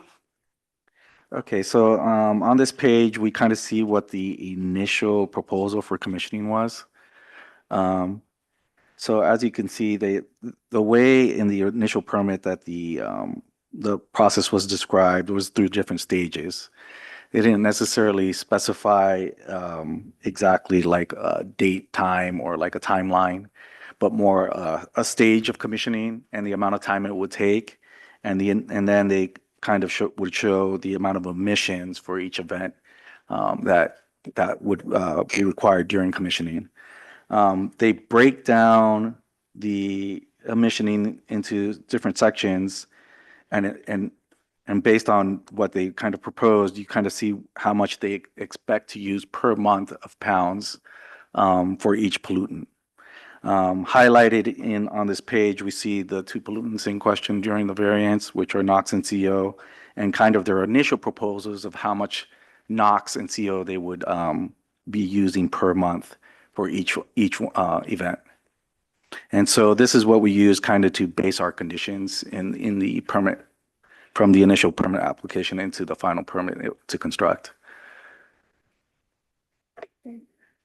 And let's turn back to the permits itself.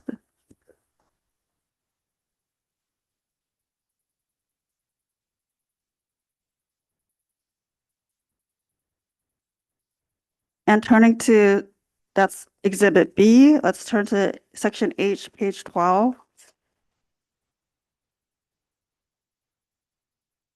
And is that amount of emissions reflected in this chart, less than 620 pounds in any one month of NOx? Yes, correct. If you compare the two numbers based on what was proposed in the initial application and then the actual permit condition, you'll see that there's no month in the initial application that exceeds the 620 pounds per NOx. Okay, and did the applicant express concerns that the engines would not be able to meet this limit during the commissioning period, during the application process? No, the application did not issue any concerns during the application process. And was the permit to construct issued when was the permit to construct issued for the engines? The permit to construct were issued in April of 2024. And has the facility submitted a permit application for modification of its permit to construct? No, the facility did not submit any modifications to the permit to construct. And when was the first time you were made aware that there were concerns for meeting the monthly emissions limits as set forth in the permit? I didn't become aware until the variance case was submitted to me as something to review. Okay, and let's look at Exhibit E, which is the auditor's message and financial statements. And could you turn to page 15?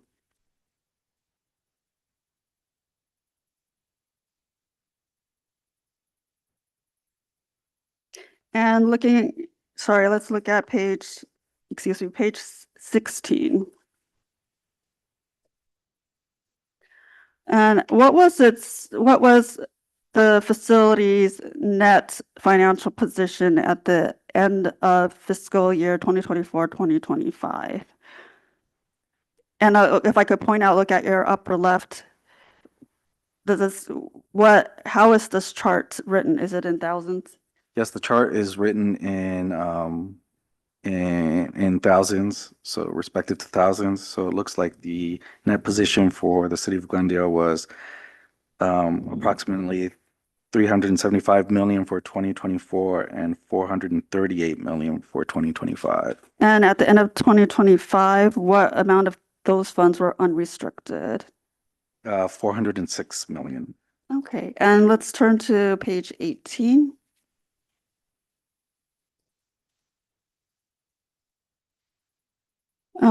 Looking at the bottom of the page, for the cash and cash equivalents at the end of the year, how many millions did Glendale have? So again, for 2024, we look at a little over 390 million. And for 2025, we're looking at 459 million. Okay. Thank you. I have no further questions for this witness at this time. I'll redirect. Yes, permission to cross, please. I'm sorry, Cross, I apologize. You said you didn't have any more. Go right ahead. Go right ahead, Ms. Wong. You're right. Thank you. Mr. Avalos, earlier you had mentioned that Grayson Plan could have elected to be part of the reclaim program in 2018. Was that your testimony? Yes, so at least they had the option to. Mhm. Were you aware that the district made a decision back in 1993 that the Grayson Plan was not eligible to be a reclaim facility? I was not aware that the district had made that. Okay. Earlier, I believe you testified that 44 million was paid for the AES facility. Is that correct? That's correct. Do you know whether it was for a perpetual operation or was it a one-time fee? The purchase of those credits were actually through reclaim credits. Okay, but is it meant for, is it a one-time fee? Sorry, is AES a merchant plant? Excuse me? Sorry. Is AES a merchant plant? I'm sorry, I don't know. Are you familiar with the terminology No, merchant? I'm sorry, I'm not. So the $44 million, was it paid for on an annual basis for every year, or is it just a one-time payment? So through the repowering project, I'd have to check to make sure, but generally speaking, it is for the first year of annual. And then after that, they pay for the actual emissions that they emit from reclaim credits. Okay, thank you. In your review of the variance and the permit application process, have you come across any modeling work that suggests that shortening the commissioning period would actually exceed air quality standards? If I'm understanding your correction, no, from the modeling perspective, no, there wouldn't be an exceedance from the modeling perspective. Okay.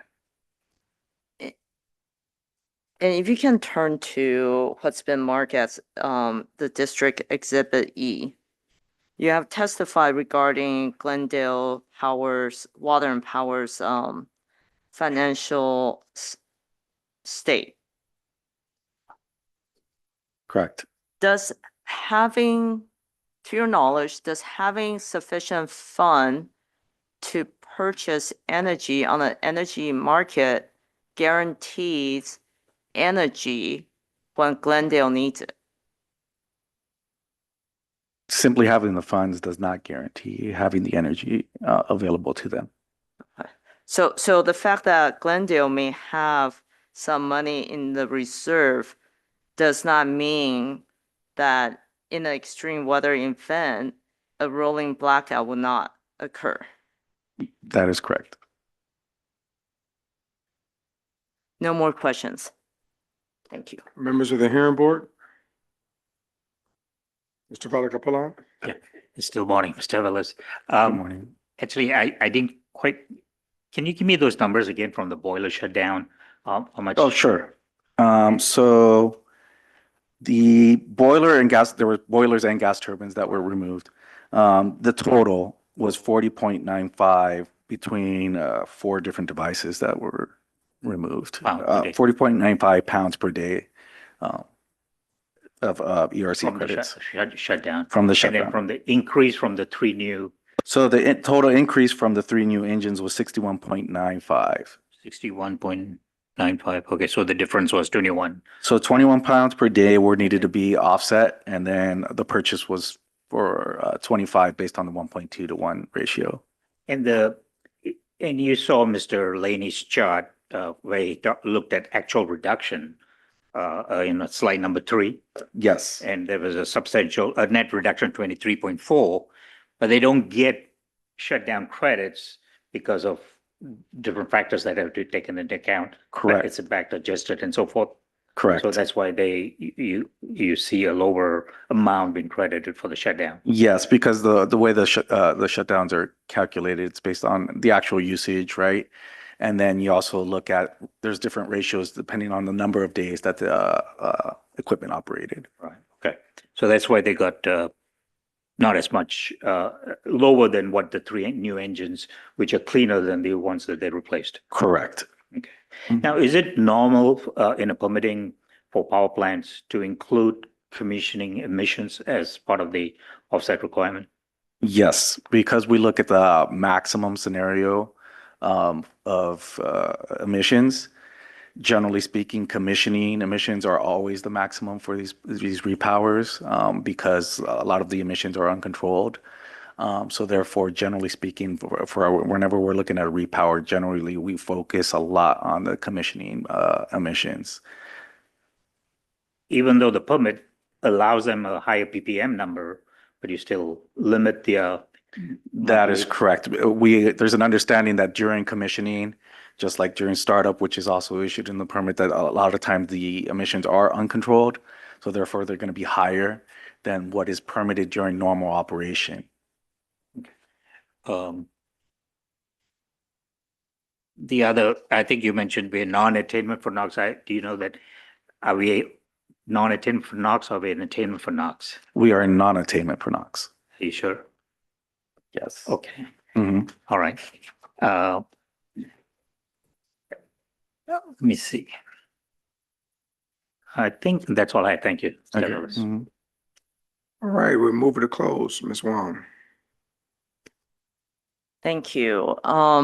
First of all, I want to thank again the board and for considering this very important issue facing Glendale Power. And I want to bring us back to the big picture about why we're here and the purpose of the Grayson Plan. It is part of a long-term project to decarbonize, to limit emission. The project itself reduces the amount of air contaminant emission into the air and overall improves the air quality and reduce emissions. The power plant could have chose not to demolish the existing engine and operate and commission it at the same time. We heard testimony that the current commissioning schedule actually results into an expected 18% reduction in emission than originally anticipated. The permit application was submitted in was submitted in 2000, I believe, according to Exhibit A, May 2020, based on the best available information at the time. And through reasons beyond the city's control, the delivery and installation of the engines were delayed much later than they anticipated. They, in fact, did not know until February of this year that there were going to be significant commissioning. The commissioning was going to be impacting the peak summer month. And at that time, it was determined that it was too late for them to seek a permit application in time. At no point in this 6-year process did Glendale intentionally mislead either AQMD staff, AQMD council in its application. There were events that were completely outside of Glendale's control. It is not the only permitting authority to transport these humongous engine all the way from the port to its facility. It expended millions of dollars in redesigning the facility to make up for lost time. It paid overtime charges to expedite the installation and try to work with the consultant and Wasilla to fast track the process. And at this point, the 6-week commissioning period is the only way it can foresee to make sure it will have these engine commissioned in time for the peak summer demand. That the weather forecast is telling the city that it's going to be a hot summer. And unlike other electric utility that have many, many options, many other transmission lines to afford the ability to purchase power from different sources, Glendale, unfortunately, is dependent on LADWP, who also has a mandate that if push comes to shove, that it needs to protect its own ratepayers. And in an extreme weather scenario, Glendale may have no other option if it cannot acquire the necessary power it needs to conduct a rolling blackout. That could mean essential public service such as water, police, fire, wastewater treatment center, hospital, some of which do have backup generators, but those generators rely on diesel, and those generators may not be able to perform and sustain a continuing blackout situation in an extreme weather event. And so what we're asking for the variance is really permission to allow Glendale to shorten its commission period, which is not expected to create public health, so that Glendale can protect and fulfill its obligation to protect public health and safety. And for that reason, we request this variance. Thank you so much for your consideration. Thank you, Ms. Sue.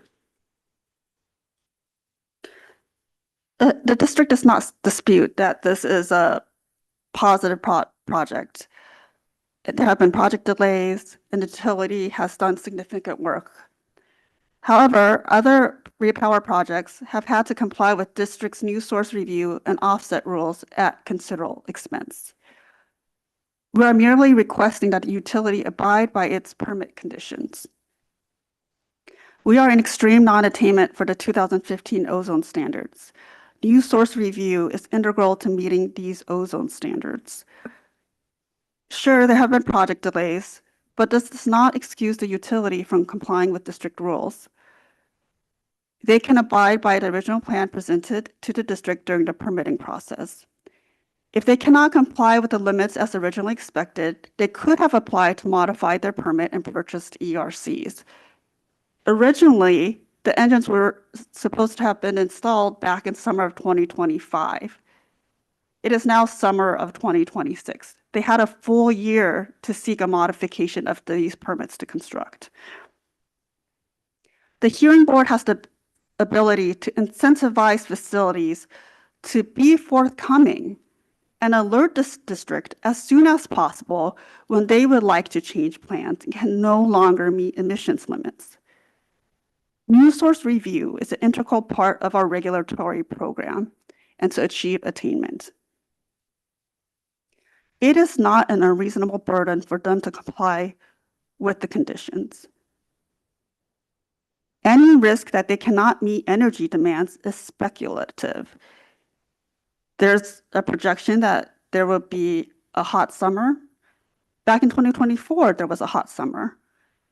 They are layering assumptions upon assumptions that they cannot purchase enough, that they will They will not be able to meet energy demands.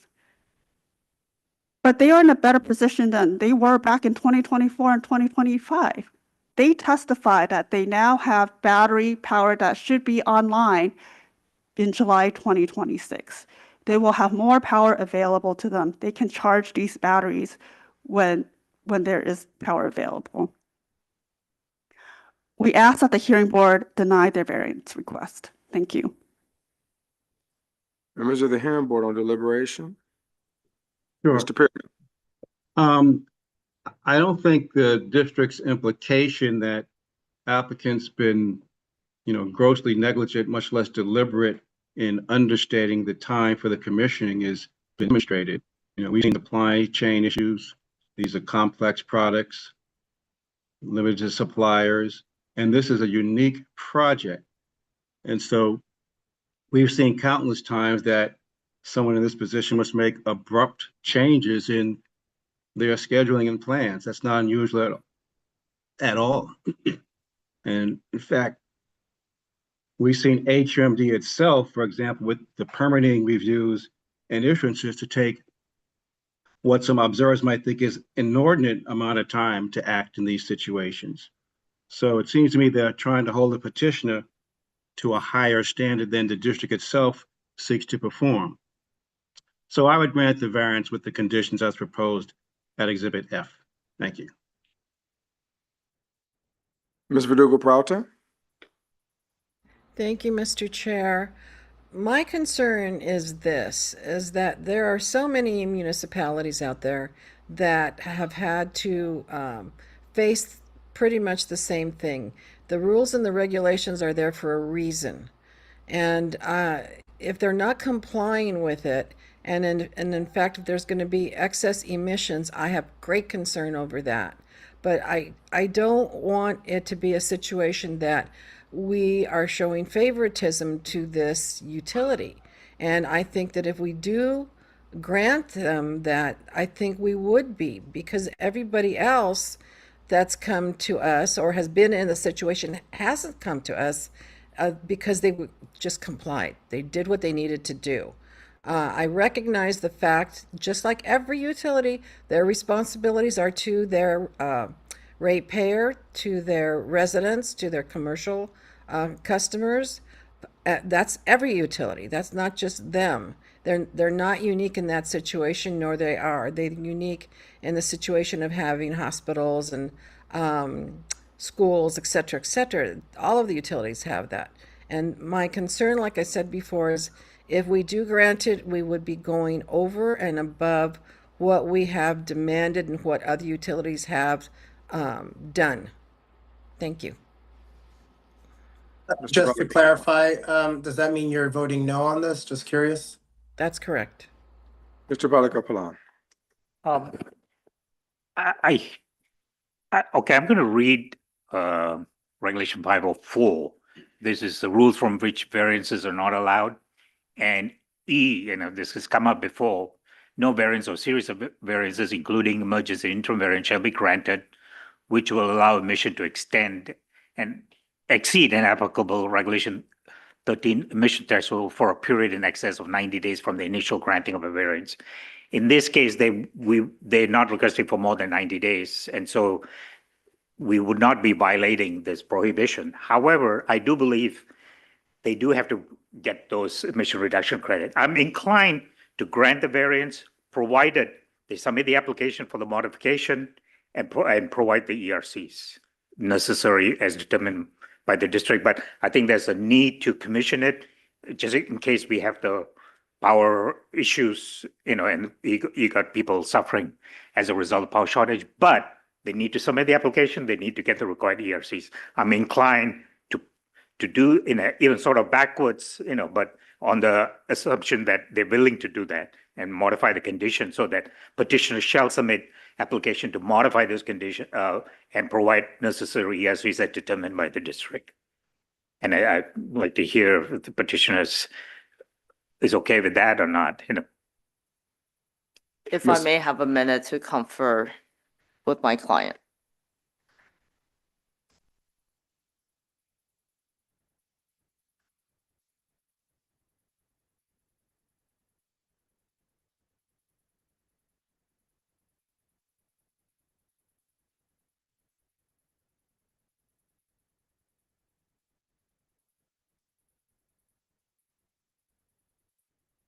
Thank you for that suggestion. Unfortunately, we can't commit to that sitting here today because due to the amount of money that requires city council approval for our agreement here, for which we don't have authority to do so today.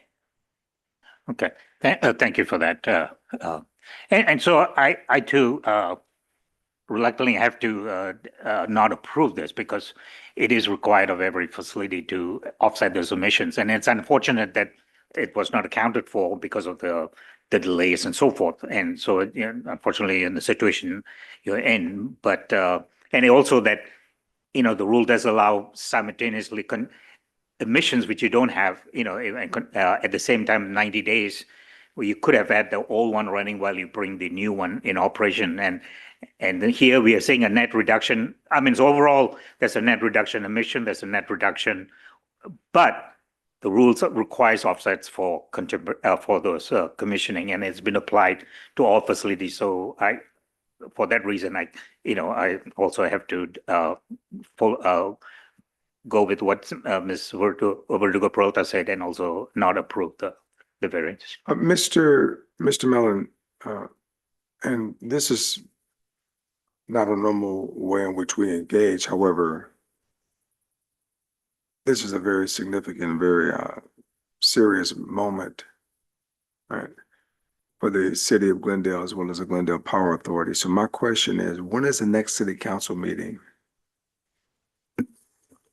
The next city council meeting is next Tuesday, but the question is more when we would get on the calendar, recognizing this is. Oh, I'm quite confident you call the city manager. He calls the mayor, you can get on the calendar. I think we could probably find a way to get there, but getting everyone in a room and discussing this item and then getting formal approval of it. Staff report needs to be put together, everything like that. There's usually a 3 to 4 week lag time getting in front of the council for formal approval process.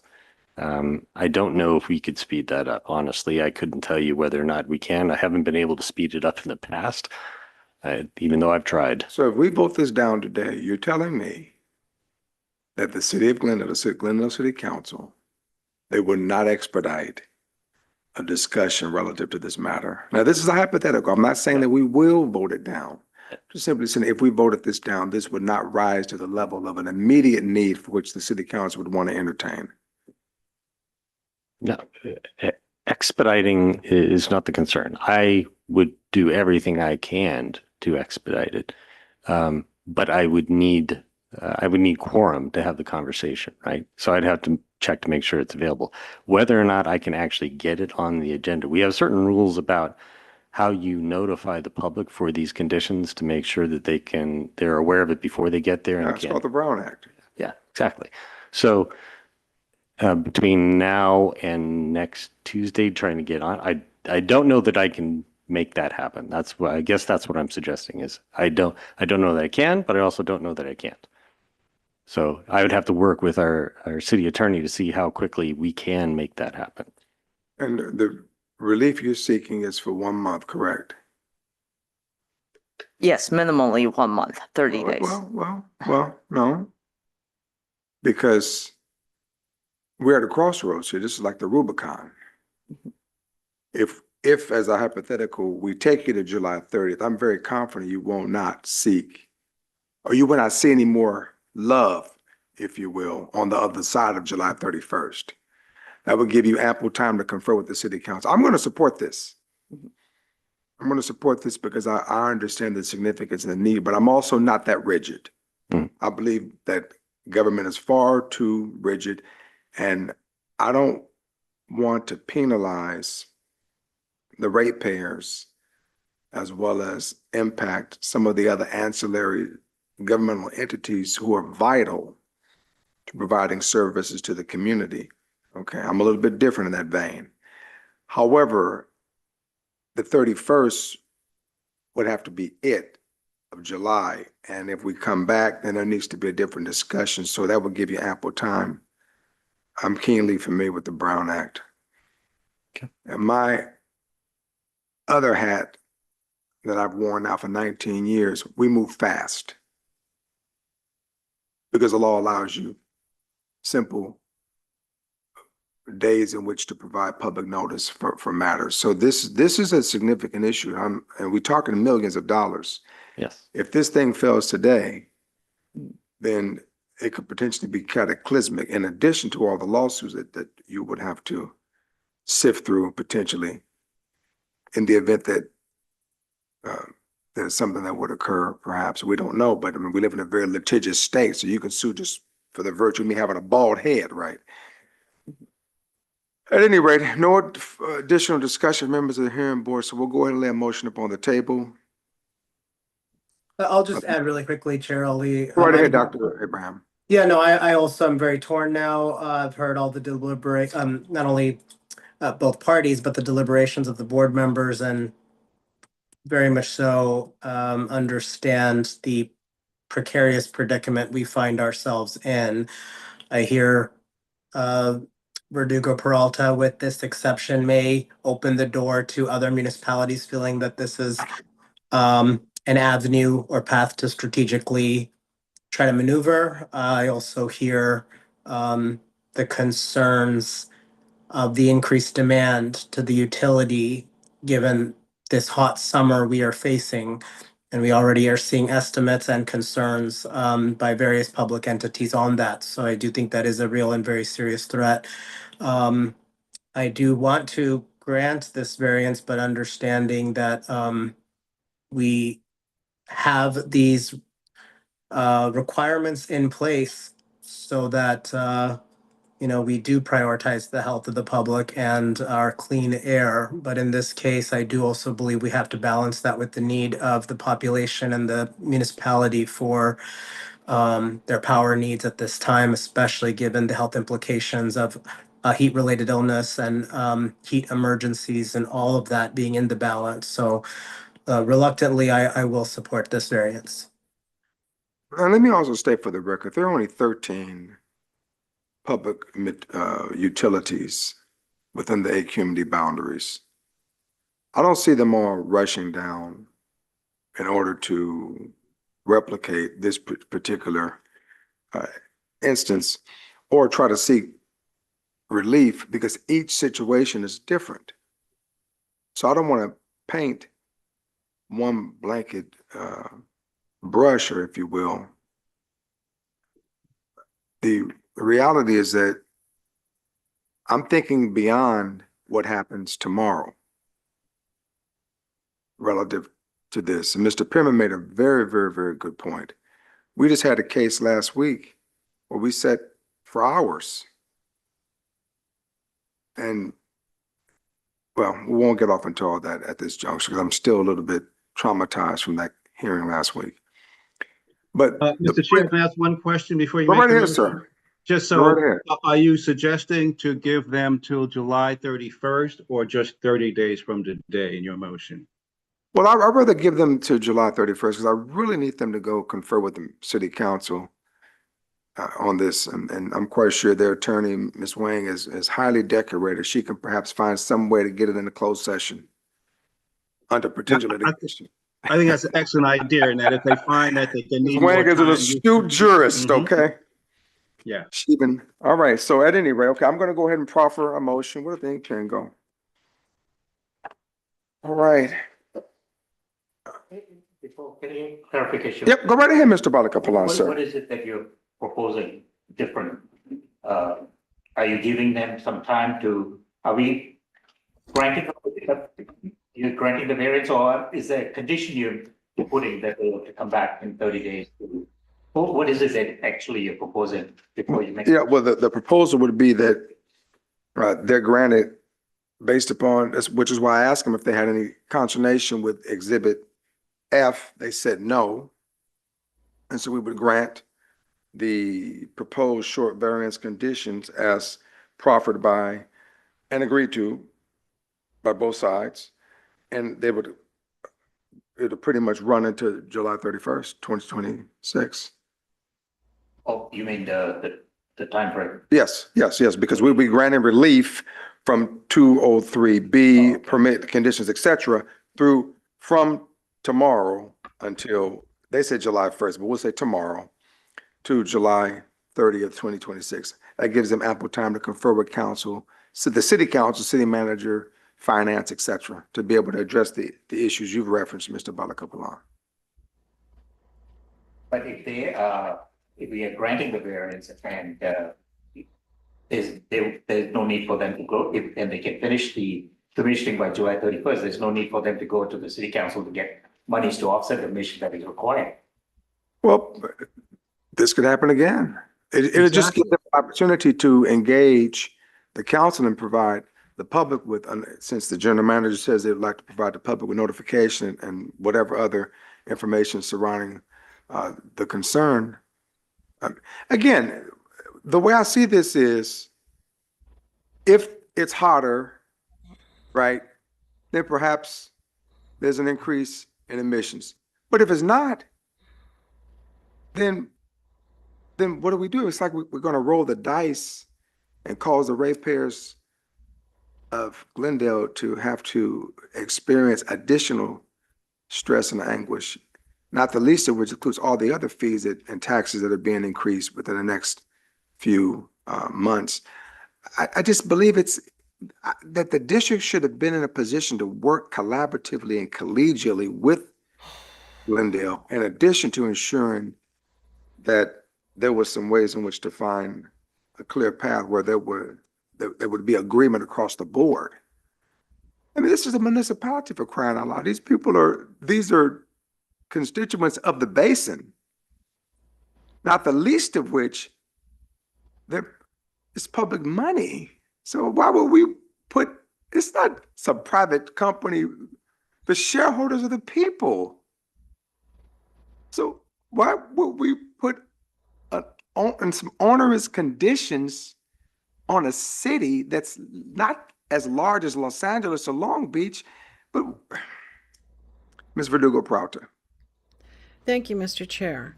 What I want to impress upon my fellow board members, this is not like another company that we're looking at, whether they can get the money to buy are the ERCs. They have that money in their kitty, as was mentioned by Ms. Sue at her opening statements. They have that ability to buy these ERCs, and they didn't evidently do it within a time frame, or they didn't do enough of them, whatever it was.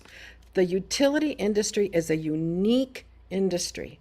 And the fact that when you're generating electricity or when you're going to add load, and that's what they're talking about, these peaker plants are going to be able to meet the demand. I get that, all right? And just about, if they're talking about what their spinning reserve needs to be, what they are going to need during the summer, every utility is going to be facing that. I think that we're setting a bad precedent, really, and that the other utilities, the other municipalities that are utilities, are going to be coming to us and saying, so what about me? And we're going to be facing this with every single municipality down the road. And I just don't think it's a good precedent for us to be setting. So do you have the money, Mr. Mellon? That's a very loaded question, whether or not I have the money. If we looked at the chart that was provided that showed the dollars for 24 and 25, I believe if you guys actually looked at what was going on with our funding at that time, we had gone out and issued bonds that coordinated a 42% rate hike to our customers. Why you saw that extra money is that money was there for the project costs. So do I have the money? I don't know that I have all the money that you're asking for, no. And I don't think that the list that was provided that showed our net considered the fact that those dollars were there for a particular reason for the project. We have not only Grayson, excuse me. I'm sorry. We have not only the Grayson project being implemented, but we also have a biogas facility that's being installed. It's using gases from our landfill to convert to generation. We are doing everything we possibly can to, one, decarbonize, and two, implement renewable resources in every way possible. So when you actually take a look at the utilities in the basin, Glendale is at the lead for implementing renewable resource out in our backyard. So I apologize. I'm getting a little aggressive in my stance, so I apologize for that. But the reality is, if we needed to find the money, we could probably find the money. Would it be a hit to our ratepayers? Absolutely. The ratepayers are the only ones who are paying for all the work that comes out of this system. It's my obligation to do what I can and be as frugal and efficient with those dollars as possible. So just Mr. another point. So hypothetically speaking, Sure. the temperatures are the way they were last year. Mhm. What happens? Temperatures are the way they are. Last year, we actually have to spend less money providing energy because there's less energy that's required. Then there might be an implication about how much it costs us to move to the next step. There is the possibility that all the forecasts for this summer are off. It's a very slim possibility, but there is a possibility. And all that really means to me is great, we've survived another summer. We didn't have any outages. We provided our energy reliably to our constituents, and we're good to go. Then we plan for the next summer. But planning is about forecasting, and that's what we do. We have to look at what we're being told is available or coming our way, and we have to plan for the worst case scenarios. So this is voted down today. The ratepayers are hit with what? I don't know how that'll translate because they've already been hit with, like I said, they accepted a 42% increase in their rates over will end up being a 3.5-year process in order to build these facilities and to implement solar on city-owned property and to build the biogas facility plant. Okay. Yeah. So Good deal. they're willing to make that jump, right? Okay, Ms. Verdugo Peralta, and then we're going to go to Ms. Sue. Thank you, Because at Mr. this point, I Chair. mean, it's obvious it's 3 votes. So I mean, you know, we're going to go ahead and close this out. So if you have Oh. something, Ms. Verdugo Peralta, to state that Yes. can sway. Yes, go right ahead. coming from the utility industry, having worked with both municipalities as well as the investor-owned utilities, whenever there are projects like this and ERCs are going to be part of it, it's always part of the planning budget to account for how much those ERCs and anything else similar to that is going to cost. And if they didn't budget it in this project, that's surprising to me. That's very surprising to me. Well, That's all I have to say. I'll just say this, you know, sometimes we sit in these seats and we don't always have the full picture. We have what's presented before us. And so when you look at a place like Glendale, it's very hard to buy a home. It's very unaffordable. Rents are expensive. All of that cost goes to the working man and working woman of that community, which is the same throughout the 88 cities in Los Angeles County. I'm very conscious and cognizant of cost, not the least of which includes all of the other fees associated with just the living and just, again, the daily vicissitudes of life. So I can't say what they thought, how they should have budgeted. I'm taking the gentleman for his word. He's working for a public agency. It's all documented. The city's had some tenuous days relative to their finances, but the public utilities been moderately fiscally managed in a very austere and an astute way. And so I'm not going to slam Mr. Mellon and company for that. The gentleman says that they are working to enhance the delivery of energy solutions, utilizing a multitude of facts and factors for which cost money. Ratepayers have been hit 42%. That's a lot. Yes. And so again, I want to give the gentleman the benefit of the doubt. I don't believe that he would drive a distance to come down here and try to pull the wool over our eyes. So again, I'm going to proffer a motion after Ms. Sue has her say. I just wanted to clarify that the bonds that he had mentioned were accounted for in the statement. If you look at page 16, it talks about bonds payable both in current liabilities and non-current liabilities. And we're not necessarily asking the facility to purchase ERCs. They could still comply with their original commissioning plan of 3 months. They now will have battery power come July. They will be in a better position than they were in 2024 and 2025. If they should have come to us early on in December, January, when they knew that this project was significantly delayed and submitted a permit application to modify their permit to construct. Thank you. Thank you. All right. Motion on the floor in the matter of City of Glendale, Glendale Power Plant, case number 3478-28. I move that we grant a short variance commencing June 17th through July 31st, 2026 from the rules subsections as detailed in Exhibit F, not the least of which includes the address, the payment of applicable fees, and the notification to the clerk in writing relative to final compliance once achieved. Is there a second to the motion? I'll second.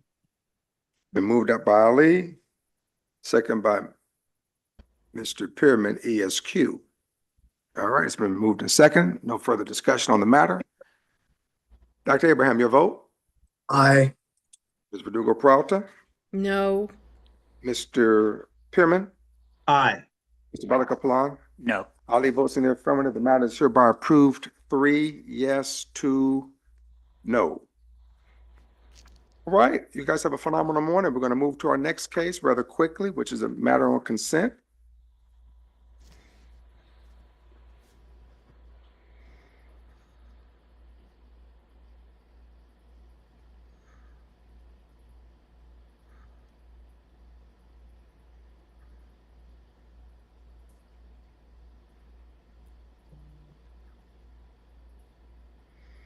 In a few minutes just to get the No paperwork. problem at all.